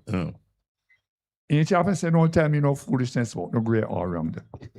He's the best batsman that has ever lived. Yes. And Ian Chappell spoke about how Gary used to hit the ball back down the pitch. He said, the man who was in the greatest trouble when Gary was batting wasn't the fielder. No, it was the runner, the non-striker. Because he said so often he would be there with Gary and he's scampering out of the way because Gary hit the ball straight back down the wicket. And it was because of his amazing technique. His amazing technique.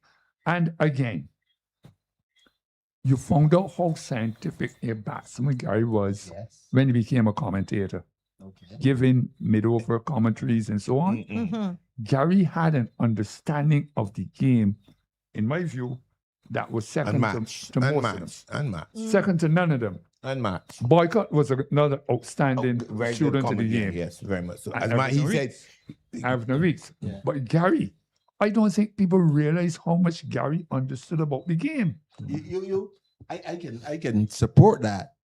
Cameron Wilberforce Smith, known as Cammy Smith. Now I like Cammy. That you man. That's my man. That's my man. Cammy told me he was in a conversation with Sir Gary about batting. Only the two of them. They were discussing technique. Going back, what happened when the right-hand bowler comes round the wicket? When the right-hand bowler comes over the wicket? Close to the stumps. When he comes close to the stumps? All these things. So I asked Cammy, what happened? Cammy tell me, so he can understand what somebody's talking about, because he can understand how Mark got answer for everything. You know, if the man bowling the ball, attacking leg step, what to do. If he decide he can bowl it, if he go around the wicket, what to do. If he's a left-hand bowler over or left-hand bowler wrong, what to do. You know? He said he could not believe. He said, so all these things get through your head when you batting. So every situation that the bowler introduces, Sobers has an answer for it and technique to deal with that. He said he can understand that because Gary was genius. He was a different group. A different group. Genius. But Cammy Smith said that. And I hope he's listening too, because he will say, that's right. So he had it down to a science. Yes. This is a boy that they said didn't go to grammar school. Yes. Science. You can't teach that at grammar school. They can't teach that in grammar school. No school. And Gary was just a genius. When the man can bowl front of the arm spin, back of the arm spin, seam up, seam down, bumpers better than anybody else. Something gonna be special. He's a genius. Yes, but this is this allows us to segue into how the world saw him. We talk a lot about Barbados, right? So we want to transition this conversation to the world. Before you go there, Marcia, let me just make this quick point. Yes. No, I would want to congratulate you for putting on the show. Yes, sir. Because we are grassroots people who didn't play international cricket, and we ought not to be able to speak about Sobers. That was supposed to be for the West Indian test players, the international. So this, to me, was very important, that 3 ordinary Barbadians, and I say ordinary in terms of our cricket standing. But you all told me you're great cricketers. I am. I don't know. You're telling me you're ordinary. This one here played with Sobers. You're going to have to tell me about that a little later. We're going to talk about that. So I just want to make that point for the record. Thank you, because I think discussions like these also will add to the international flavor. Yes. So we can now speak to the international flavor, but we were speaking in Barbados and Bajan's view. And I'm of seeing your sobers. friend over there, and he's going to tell me his story at some point. But go ahead. Go ahead. No. Go first. No. I think I think I related this to Chris and them a couple of days ago. I went to a conference in Italy. Yes. This is back in, I think, 2005. We didn't have a Rihanna then. And I was asked to speak about Barbados. And I think, I can't remember if it was Joe Goddard with me, but I needed to connect with people from Indonesia, Ghana, and those places about what Barbados is, where it is, and so on. And after struggling for a few minutes, I said, do y'all know about cricket? And the guy in the back said, me guy sobers. Yes. And that opened the door for me then to speak about Barbados. Wow. And that is how important Sobers was in terms of his international impact and as a Barbadian and keeping Barbados on the world map. That is my personal experience with it. So that's my story. Yes. Well, I will tell you about my story. And I was fortunate to be able to tell this story to Sir Gary on the night of the centenary game, not the centenary, the 50th anniversary game, 50th anniversary of independence. Yes. There was a game put on at Kensington. He was 80 to mark then? that. 80 years old then? I think. No, that is 1966 and 50, 2016. Yes. Yeah. 10 years ago. Yeah. 10 years ago. Yeah, he would have been 80 then. You would have been Approaching 80. 80, yeah. Yes. 1974-75, I was a Commonwealth student in England. And the Commonwealth people, British Council, they made sure that they got their money's worth out of you. So that any opportunity they got to get you involved in a speaking engagement or anything, they didn't let slip up. And one of the university professors, I was at Newcastle on time, doing music. But this university professor was a chemistry professor, but we all went to the university church, St. Thomas the Martyr, and you got to know each other. And you got to know the people around, and I was the only black in the choir and that kind of thing. So it was like a novelty among these people. And he asked me if I would come to this function one of the service clubs was having a Saturday evening to talk about my country. They were inviting other Commonwealth students to come and talk a bit about their thing. I said, sure. So I go on to this thing this Saturday evening. And it was a sizable auditorium. And there were 50, 60 people there. And on this wall was a huge world map. And you had to go up and point out your country and talk about it. Yes. I was about fourth in line. And I'm sitting, staring on this map. Keep that mic close. We want to hear this story. I'm staring at this map and sweating. Sweating in England. Northeast of England, which is quite cold. Huh? Yeah. Because I can't see Barbados. You can't see Barbados. And I'm getting a little nervous. And something said to me, man, what foolishness you're doing. You're a man that even studied A-level geography. Yeah. You must be able to go. Keep that mic close. We want to hear the story. You must still be able to go. You must be able to go up there and point out where Barbados should be. Yes. So the third man finished his presentation and came back to me with the pointer. And I got up reluctantly, and still, not reluctantly, but slowly. Yeah. And still focusing on this map. And the same Ian Edwards, he was the chairman of the evening, said, Hal, it is not there. And he said, he went up to the map, turned to the people, took his hand and ran it down from north to south. I said, it is somewhere along here. He said, but y'all ever heard of Gary Sobers? People said, yes. He said, that is Barbados. And that was in Newcastle on time, which is not a cricket country. a cricket county at all. Wow, but they knew of Garfield Sobers. They knew of Garfield Sobers. Cricket in that area up to that time was restricted to Chesterley Street, a place in Durham, which is now Not a has county, since not a become- county. which now has a county team. I think That's great plays there now. That's a recent thing. Laura played at Durham. No, When he was Think the boy from the foundation, the boy from foundation. Warwick, yeah, The boy from foundation, if around the boy, Cummins. Cummins played Durham. but Durham, Yeah. the only man you could remember playing cricket at Chesterley Street in those days was Colin Milburn. Oh, yes. After he had gone, Lost his eye. eye, and left, gave up Test cricket. And this was Newcastle on time, a football crazy city. Nobody plays cricket. Wow. But all those people in that thing heard of Gary Sobers. So in that way, Gary Sobers saved me the embarrassment.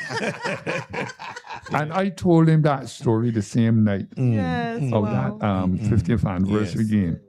And he was so touched Yes. because there was a group of us there around cocktails. And I told him, I said, Gary, you know, I now get an opportunity to tell you what happened to me in 1975. And he was very, very touched by it. But that was the kind of power the man had, even in a place where cricket was not played.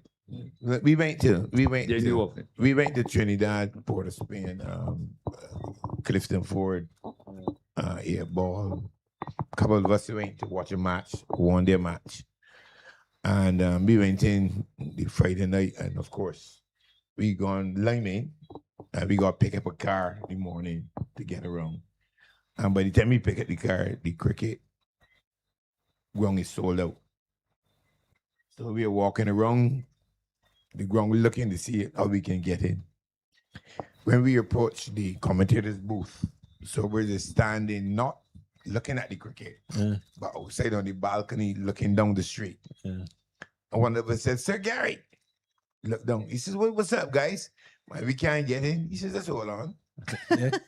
So we come downstairs, speaks to the police officer, and sends us up in the commentator's booth.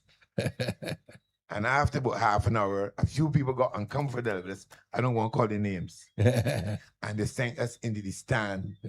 We were holding and they were sitting down. That is Sir Garfield Sobers. Four Bajans can't get in the ground. And he's man conscious enough what it would mean to us that he leaves downstairs and gets us in, as though it was the most simple and natural thing for any human being. And in the commentator's booth. In the commentator's booth. I'd like to say something about Sobers too, and the late Eric Williams. Following the in 1973, there was some question about Sobers' fitness. Oh yes, to play in the Test series against Australia in 1973. And Clyde Walker, the then chairman of selectors, determined that Sobers wasn't fit enough. Match ready. He wasn't fit enough to play in Test match. And so Sobers was left out of the Test match. Wow. Sobers said, there's a thing for you now. There was a time when he was injured. And he asked not to play. Because he really was not fit. No, And the same selector said, no, man. Got to play. I hurt Sobers, man, better than anybody else in the team. And he would be hounded down to play, even though he had indicated to the selectors that he was not fit. Now, in this series against Australia, he told them that he's fit to play, but the chairman of selectors, Clyde Walker at the time, determined that Sobers was not fit enough to play. Although he said, I read. Eric Williams, the Trinidad Prime Minister, And a Sobers fan, incidentally, You're fanatic, yeah. invited Sobers down to Trinidad publicly. Yeah, so everybody know Eric Williams has invited Sobers to Trinidad to have an audience with him. They never divulged what was discussed. He and Sobers went to dinner someplace in Trinidad. It was And this is covered a by prime minister. the Prime Minister of Trinidad and Tobago. It was covered by the press, but they got no press stories, no press releases. Yeah. A private dinner between Sobers and Eric Williams. That was the major demand. Wow. Yeah. Really, really powerful. I'll just tell you this quickly that when we had concluded the Barrow film and we were doing a premiere in the UK, Sir Gary was in the UK and he was a part of the film as well.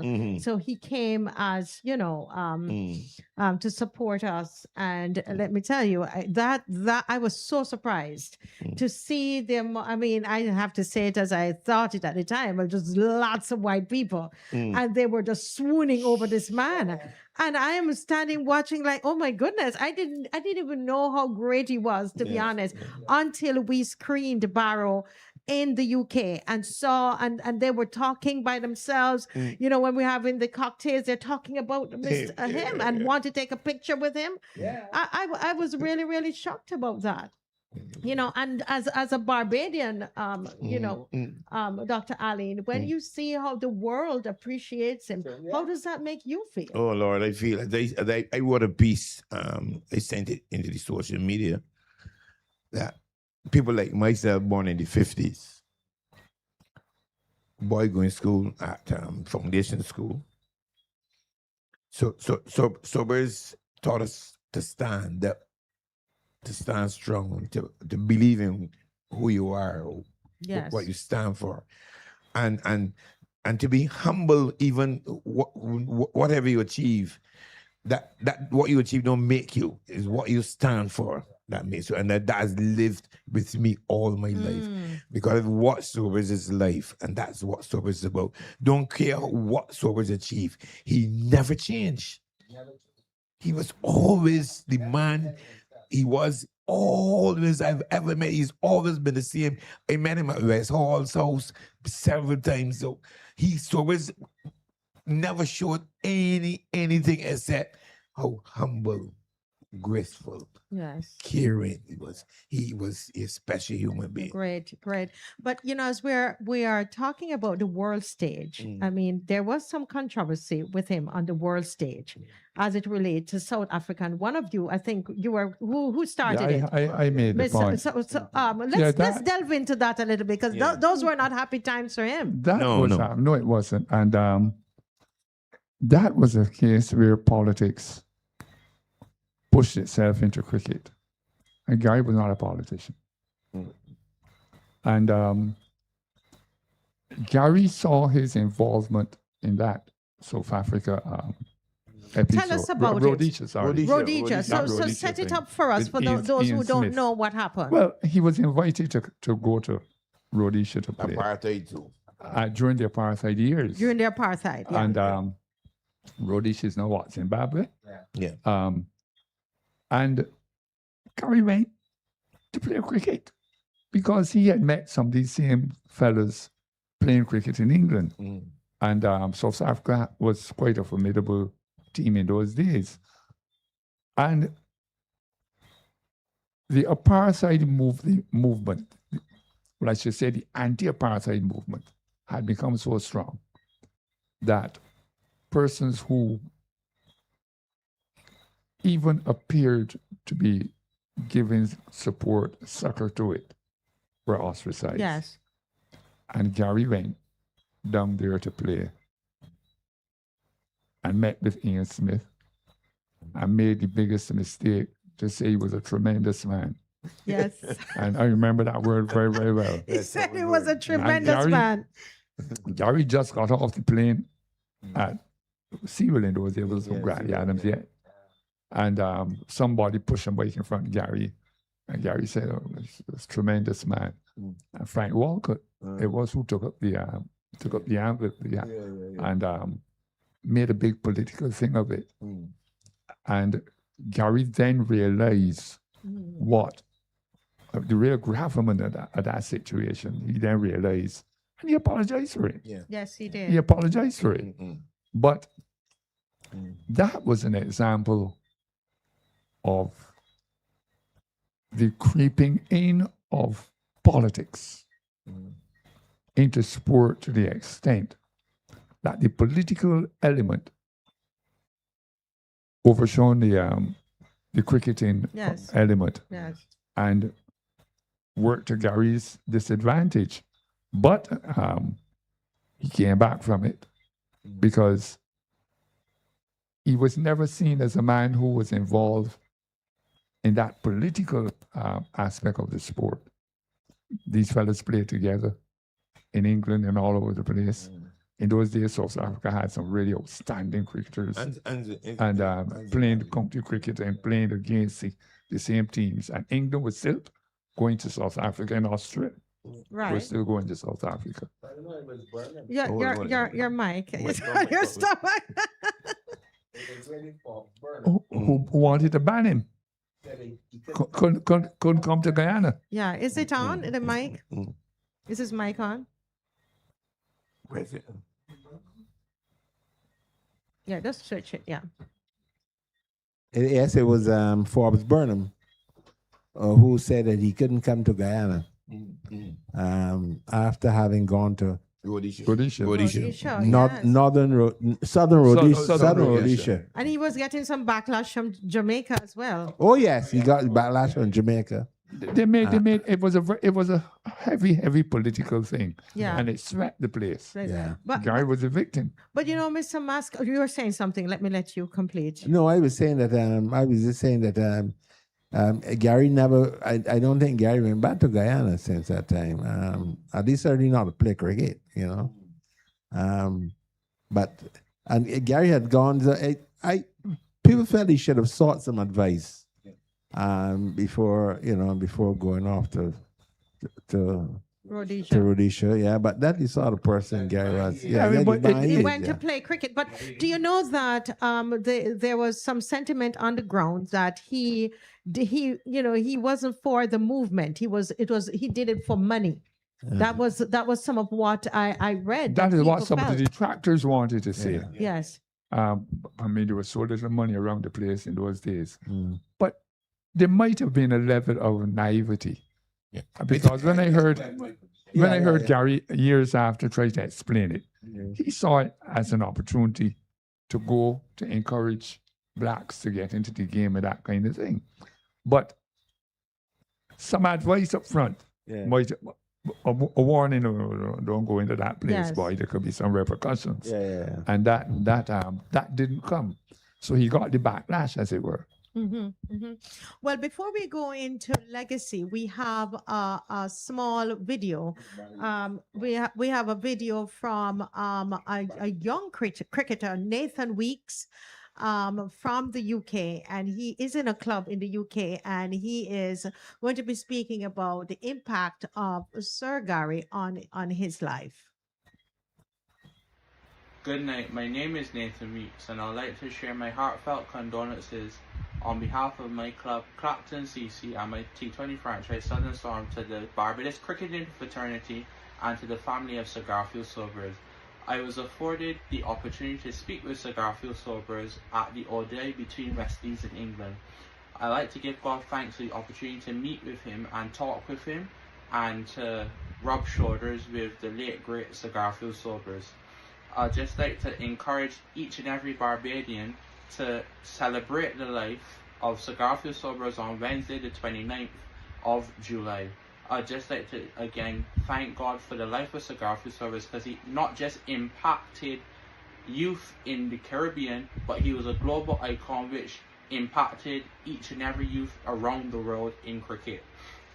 I'd just like to thank God for his life, and he was such a humble man and a humble human being, and may Sir Garfield Sobers rest in peace and rise in glory.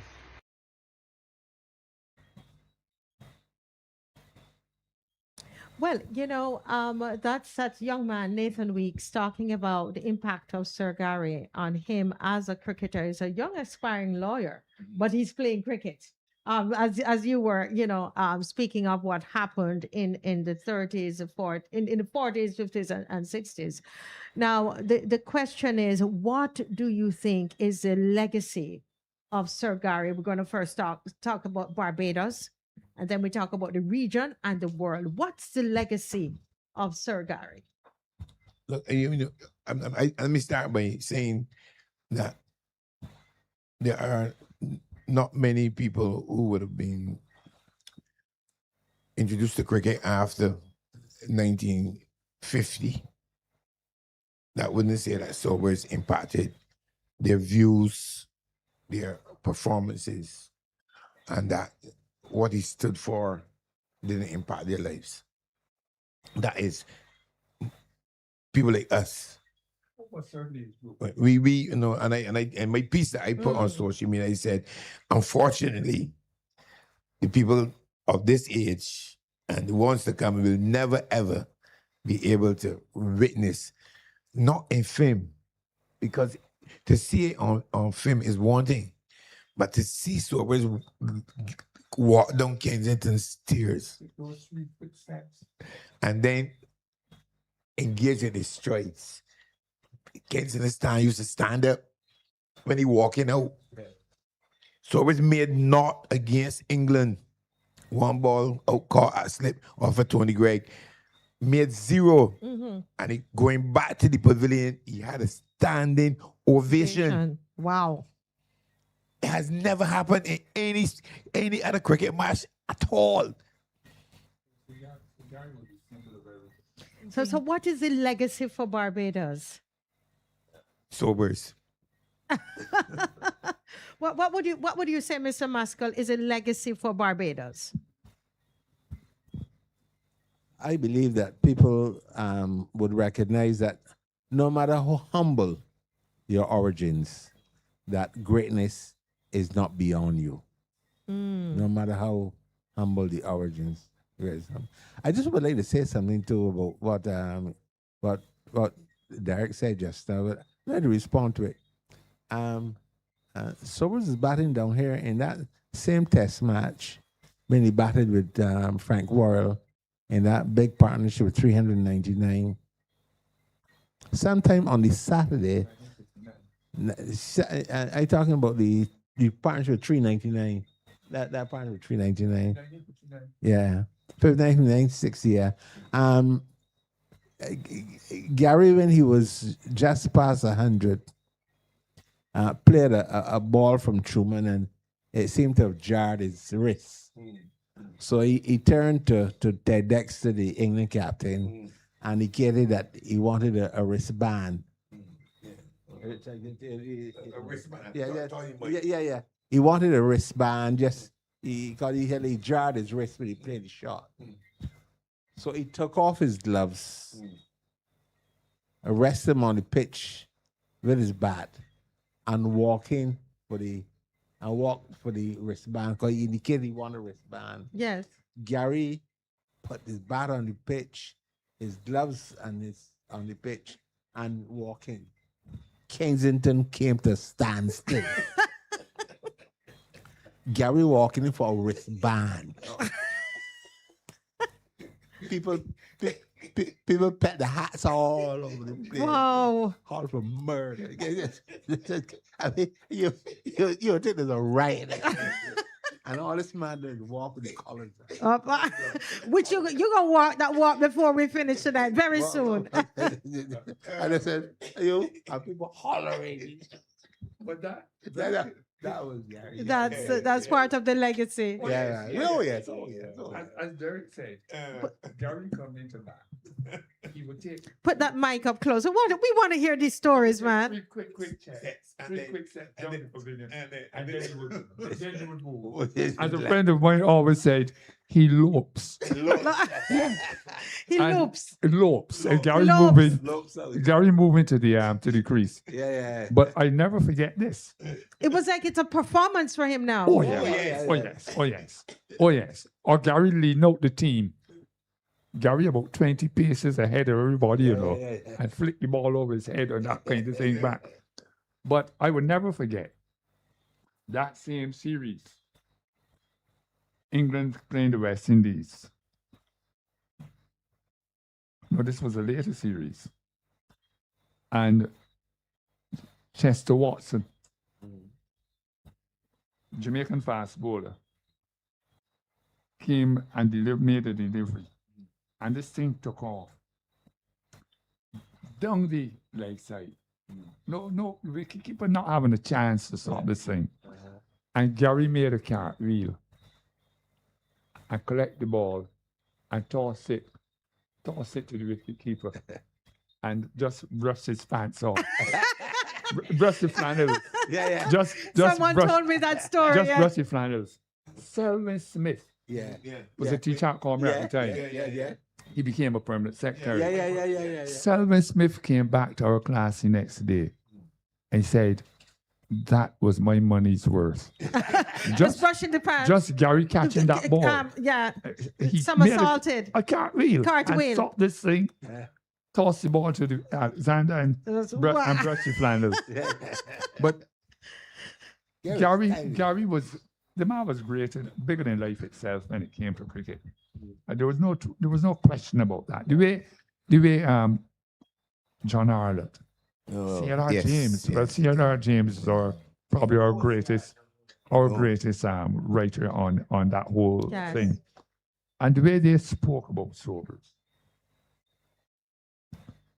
Frontal Stewart in that piece today, former Prime Minister Stewart, He's quoted profusely excellent from writer. it. Anybody, if you have not read that article Know that from it is Honorable it is compulsory reading. Yes, compulsory reading. That is compulsory reading. Call me, you'll love it. And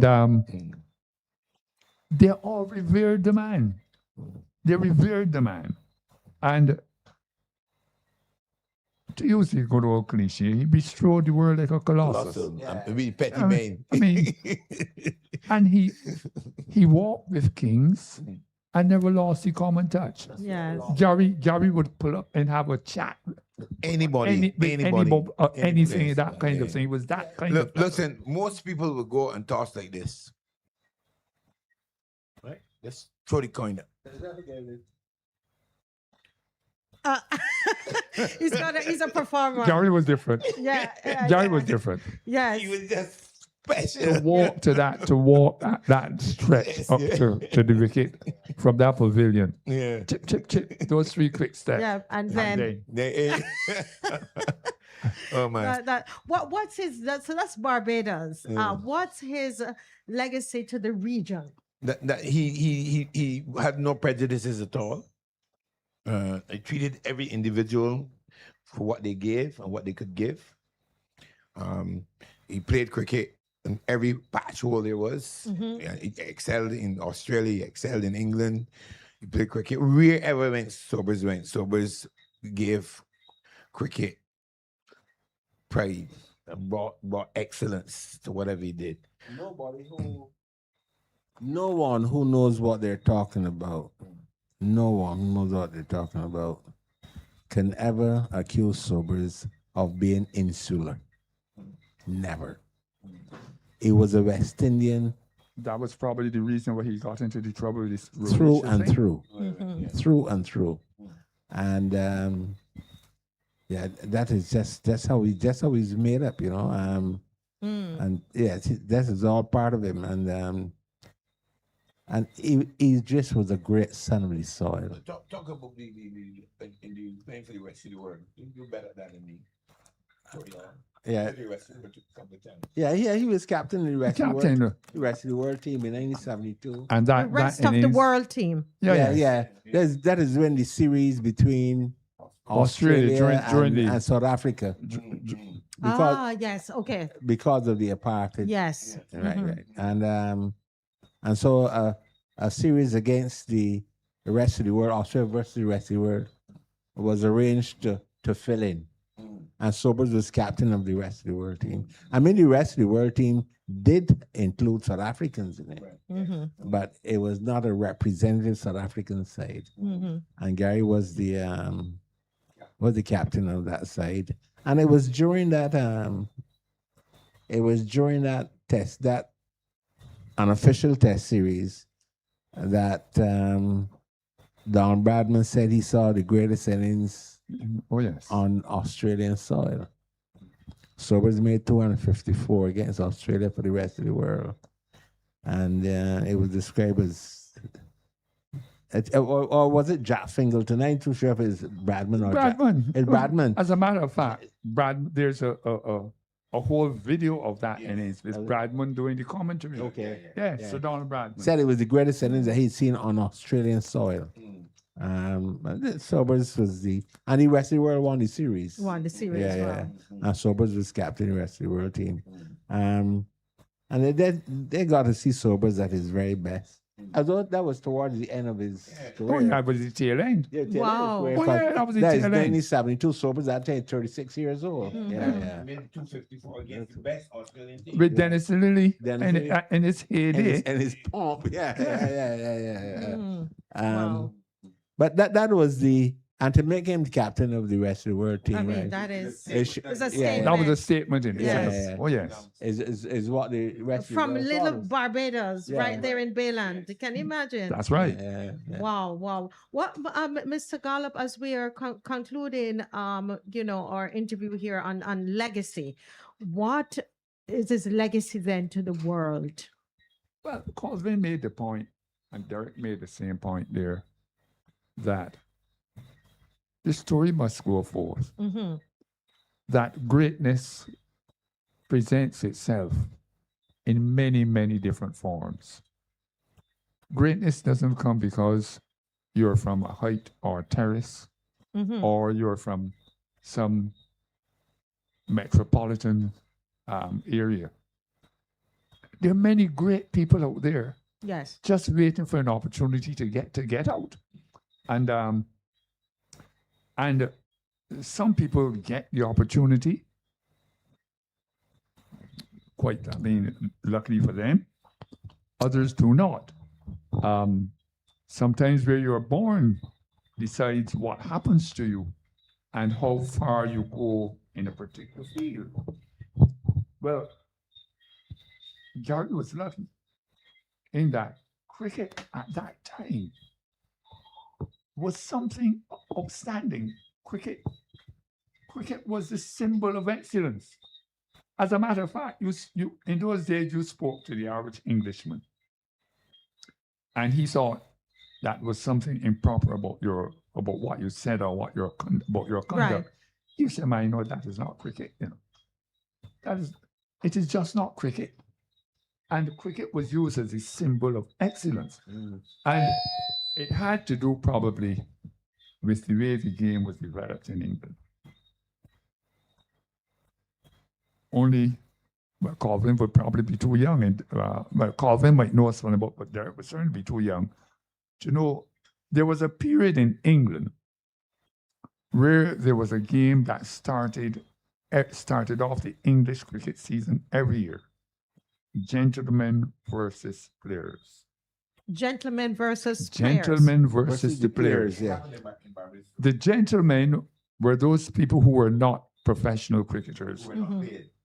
Yes, but who were educated at Oxford and Cambridge and those places. In those days, every English test captain came from either Oxford or Cambridge. One of the two. Colin Cowdrey, Peter May, right down the road.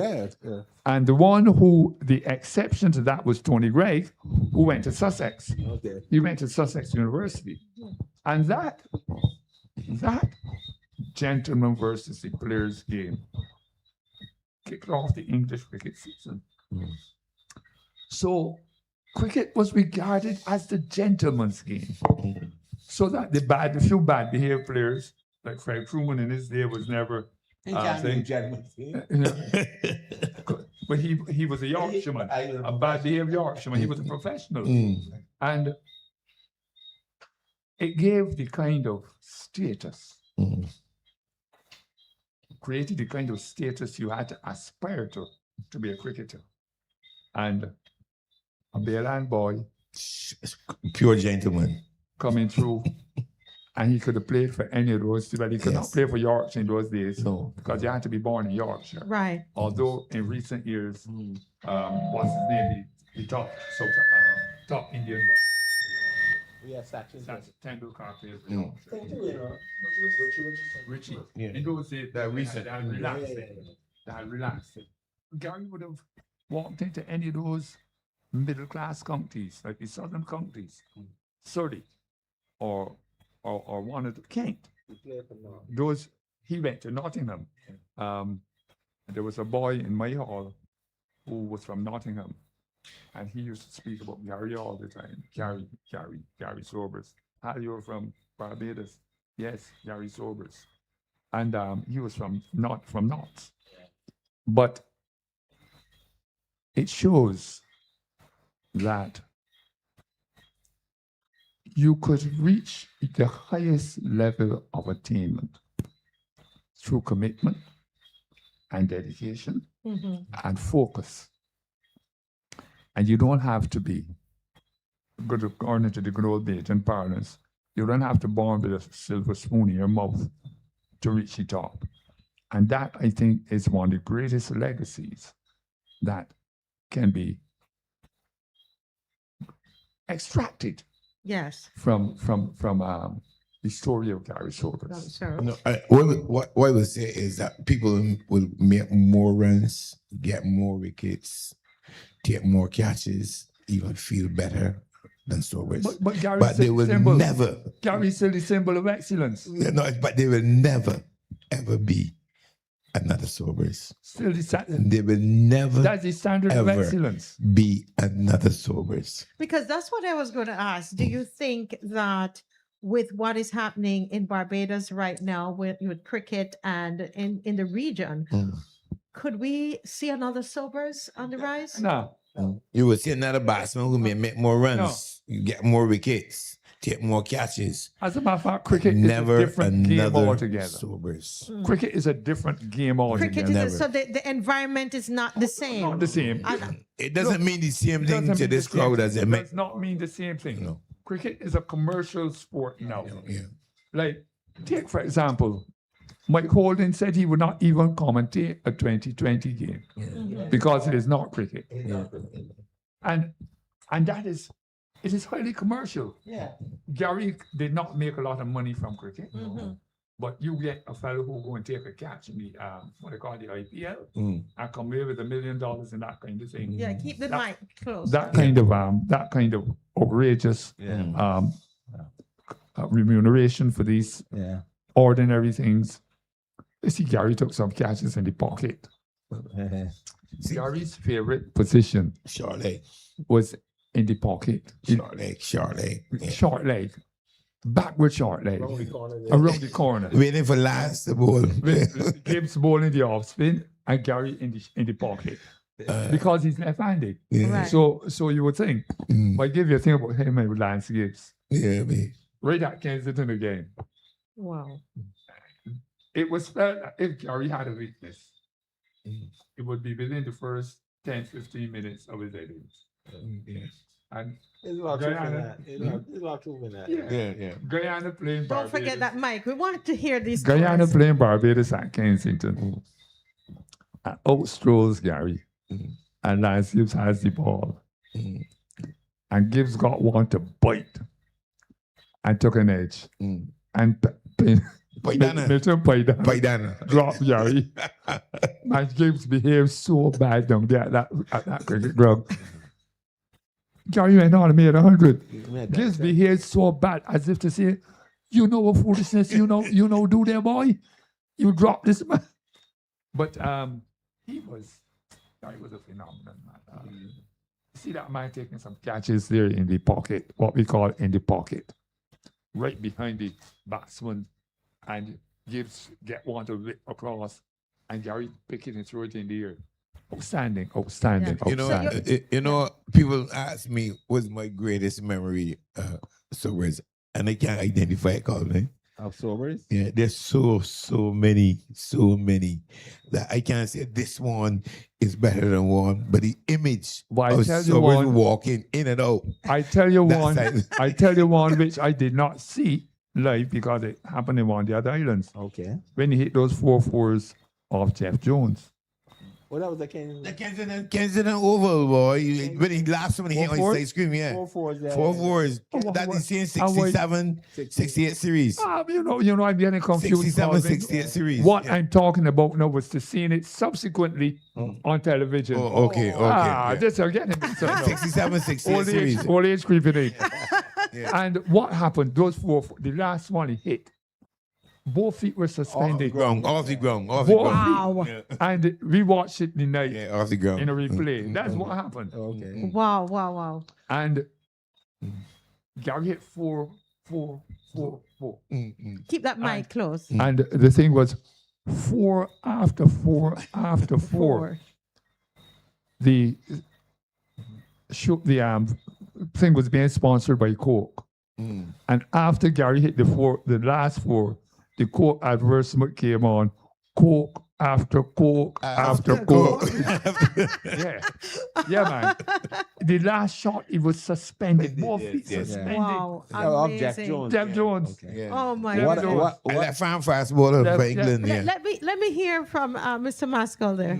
I'm talking about what is supposed to happen on Wednesday. I'm hoping that when he is eulogized, that the eulogist seeks to do what the eulogist should do, that is to praise the deceased. That is what your eulogist is about, to praise, and not to project themselves. Okay, well, we don't want to bring any kind of politics in this. We are focusing on Sir Gary. No, That is what we're.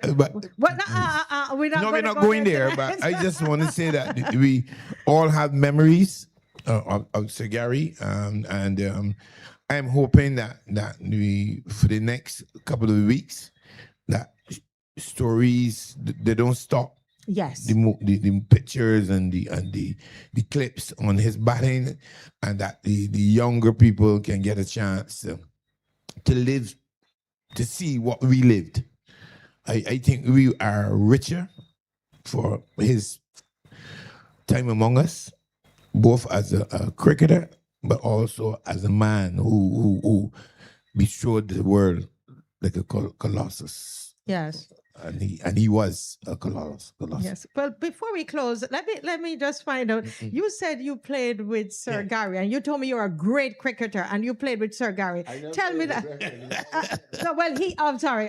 You introduced him as a great player. Yes. Right. You didn't. You at that time you smiled. He's not gonna say, as a schoolboy. Yeah. Going to school at Commonwealth. Yeah. He made 2 centuries at first division level. Oh, wow. As a schoolboy. Go ahead. Yes. Well, can you put the mic? Tell me, what was it like to play with? Was it with or against? Yeah, well, he was playing for Police at the time, and this is 1965. Commonwealth versus Police, and at that time, Commonwealth, Lodge, and Harrison College played first division cricket. He used to play first division cricket, so we would play against the best cricketers in Barbados at the time. Yeah, all again. And they beat us, of course. Gary made 100 as was his wont. He would come back from England playing in the professional league in England and brush up every team he played against with 100. He used to do that every year. Yeah. And he tell them that the gong's full. Yeah. The gong's full. As long as Sober is playing there, there's a big crowd there. I made a knot in the first innings. My first division game. I was so nervous. Vernon Johnson, left hand spinner, was bowling, and he was trembling. The occasion got the better of me, man. I play for them, fumble. Keep that mic. We want to hear about this fumble. Keep the mic close. I fumble out the crease. I play for them, fall out the crease, and they get stumped by Oliver Broom. In the second innings, anyhow, I made 20 something. But Sobers proceeded to make 100 of us. I got the opportunity to bowl 5 overs at him. You didn't get any boundaries. He didn't get any boundaries. You kept him quiet. I kept quiet. But you know, he made $100. He used to do it every year, you know, and a really nice chap, as the old people say, you know, as the young people, a very pleasant man. You don't mind being in his company at all, you know. And you're bowling at him and watch him bat, and you know, he's so complete as a player. You know. And you watch him and you admire. I used to imitate him, as a matter of fact. Yeah? Oh But yeah. see, And they used to call me Young Sobi. but that's why I want to see you walk. You got take that mic from him. You gonna walk before you leave it. Yeah, before I you want to can see- give it, you can show it. You gotta show me the walk. I used to brought I hope the camera, you gotta catch this. the real Who gonna walk? Listen, I want to. Let's see. That's also what used to walk. Listen, folks, he is gonna walk. He's coming in. He actually went outside and he's walking. And so we're gonna say, right? Action. Action. Yeah. Wow. This is him. He's coming in. And Sobers is coming in. And Sobers is coming in. And Sobers. Flex the shirt again. Flex the shirt again. Yeah, you gotta. Oh yeah. Right down. Hold on. Almost down to the waist. Almost down to the waist. I tell you. And he seldom wore a cap. Yeah. Seldom batted in a cap. Yes, right. Wow. So this man impacted even fashion. Oh yeah. Look, I see him batting. that colors up thing Oh. even went into football. Into football. Oh yes, Manchester United, Cantona. Yeah. Cantona with the colors up. Colors out. Wow. That's Gary Sobers. Oh, wow. It even transferred into football. Yes. Eric Cantona. Collars up, son. And he looked around and pulled the collars up. And I said, that's Gary Sobers. As we close, what is it? Take 1 minute, and I wanted to look in the camera. I'm not sure which one right now, and just say to Barbados, what is it you want to say to Barbados, Barbadians who are watching right now about Sir Garfield Sobers? No, I would like to say that we have been fortunate as a nation to have, I don't want to use the word spawn, but to have benefited from his presence, not only as a cricketer, but as a man who came from among the people, never left them, no matter how far or how he rose as an international star. You can meet him on the street and say, Sir Garfield, and he will not just clip his finger. He would lend an ear once you had something to say. He's graceful and most comfortable human being to be around. Never a problem. God bless him. Yes. What I would like to say is that Sir Garfield Sobers, he was born with greatness. He excelled at cricket. He was adored by everyone. And yet, he never lost, as people like to say, the common touch. He remained as humble as any man could remain humble. And no matter what adulation followed him, he never lost that common touch. He just remained the humble boy from the Bayland. Sobi. What I would say is that I was fortunate to be born at the time that I was born and was able to see the entire cricketing lifespan of Gary Sobers. And I would like to quote that famous Shakespeare character who spoke of some being born great, some achieve greatness, while others have greatness thrust upon them. It would seem that Gary fitted all three categories. Yes. He was born great. I mean, that was shown from very, very early. He achieved even greater greatness, if one may use a very clumsy phrase. And everybody said, well, this man is a cricketing god. So he was born great. He achieved greatness, and the whole world thrust greatness upon him. We were fortunate to have him being lent to us for a period, if one must look at these things philosophically. And now the great architect has decided to take him back from us. I could only wish him eternal rest. And thanks for that remarkable enjoyment which you have given to me as a boy and as a young man growing up. Wow, that is profound.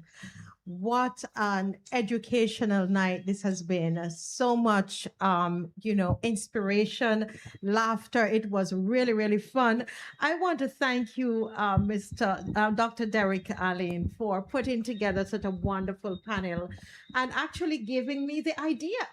We were just going to do something where people call in, etc. And you planted this idea in my head. And I want to thank you so very much for inspiring me to do this. It forced me to read up again on Sir Gary, as we've been calling him all night. And, this has been very, very enjoyable. I'm still smiling. And I really hope that those of you home watching, that you were having a great time listening to this wonderful story, just them being themselves, natural. You guys were really, really awesome, very, very open. And you gave, such a wonderful treat to Barbados. And I just want to say many, many, many, many thanks to you. I want to thank Promotional Print Services for doing this. This is so wonderful. This was donated by Promotional Print Services. They did a great, great job here honoring the Right Excellent Sir Garfield Sobers, 1936 to 2026. I want to thank the viewers who, donated all kinds of different ways to make this happen.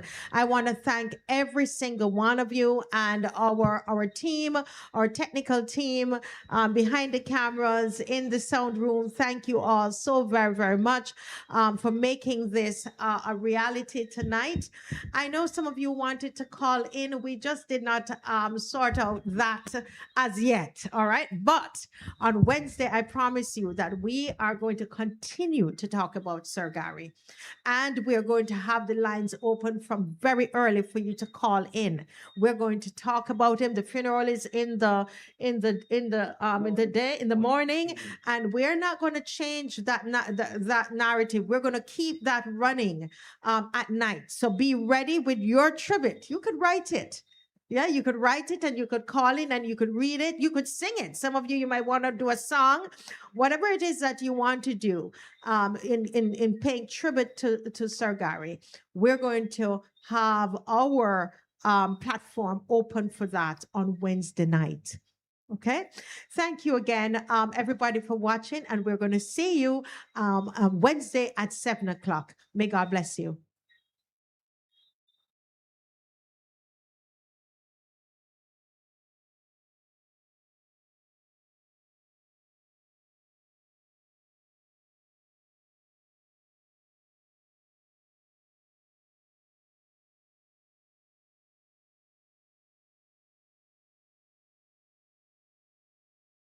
World gather round. A son of Barbados, a son of the West Indies, a man who showed the world greatness could come from a small island.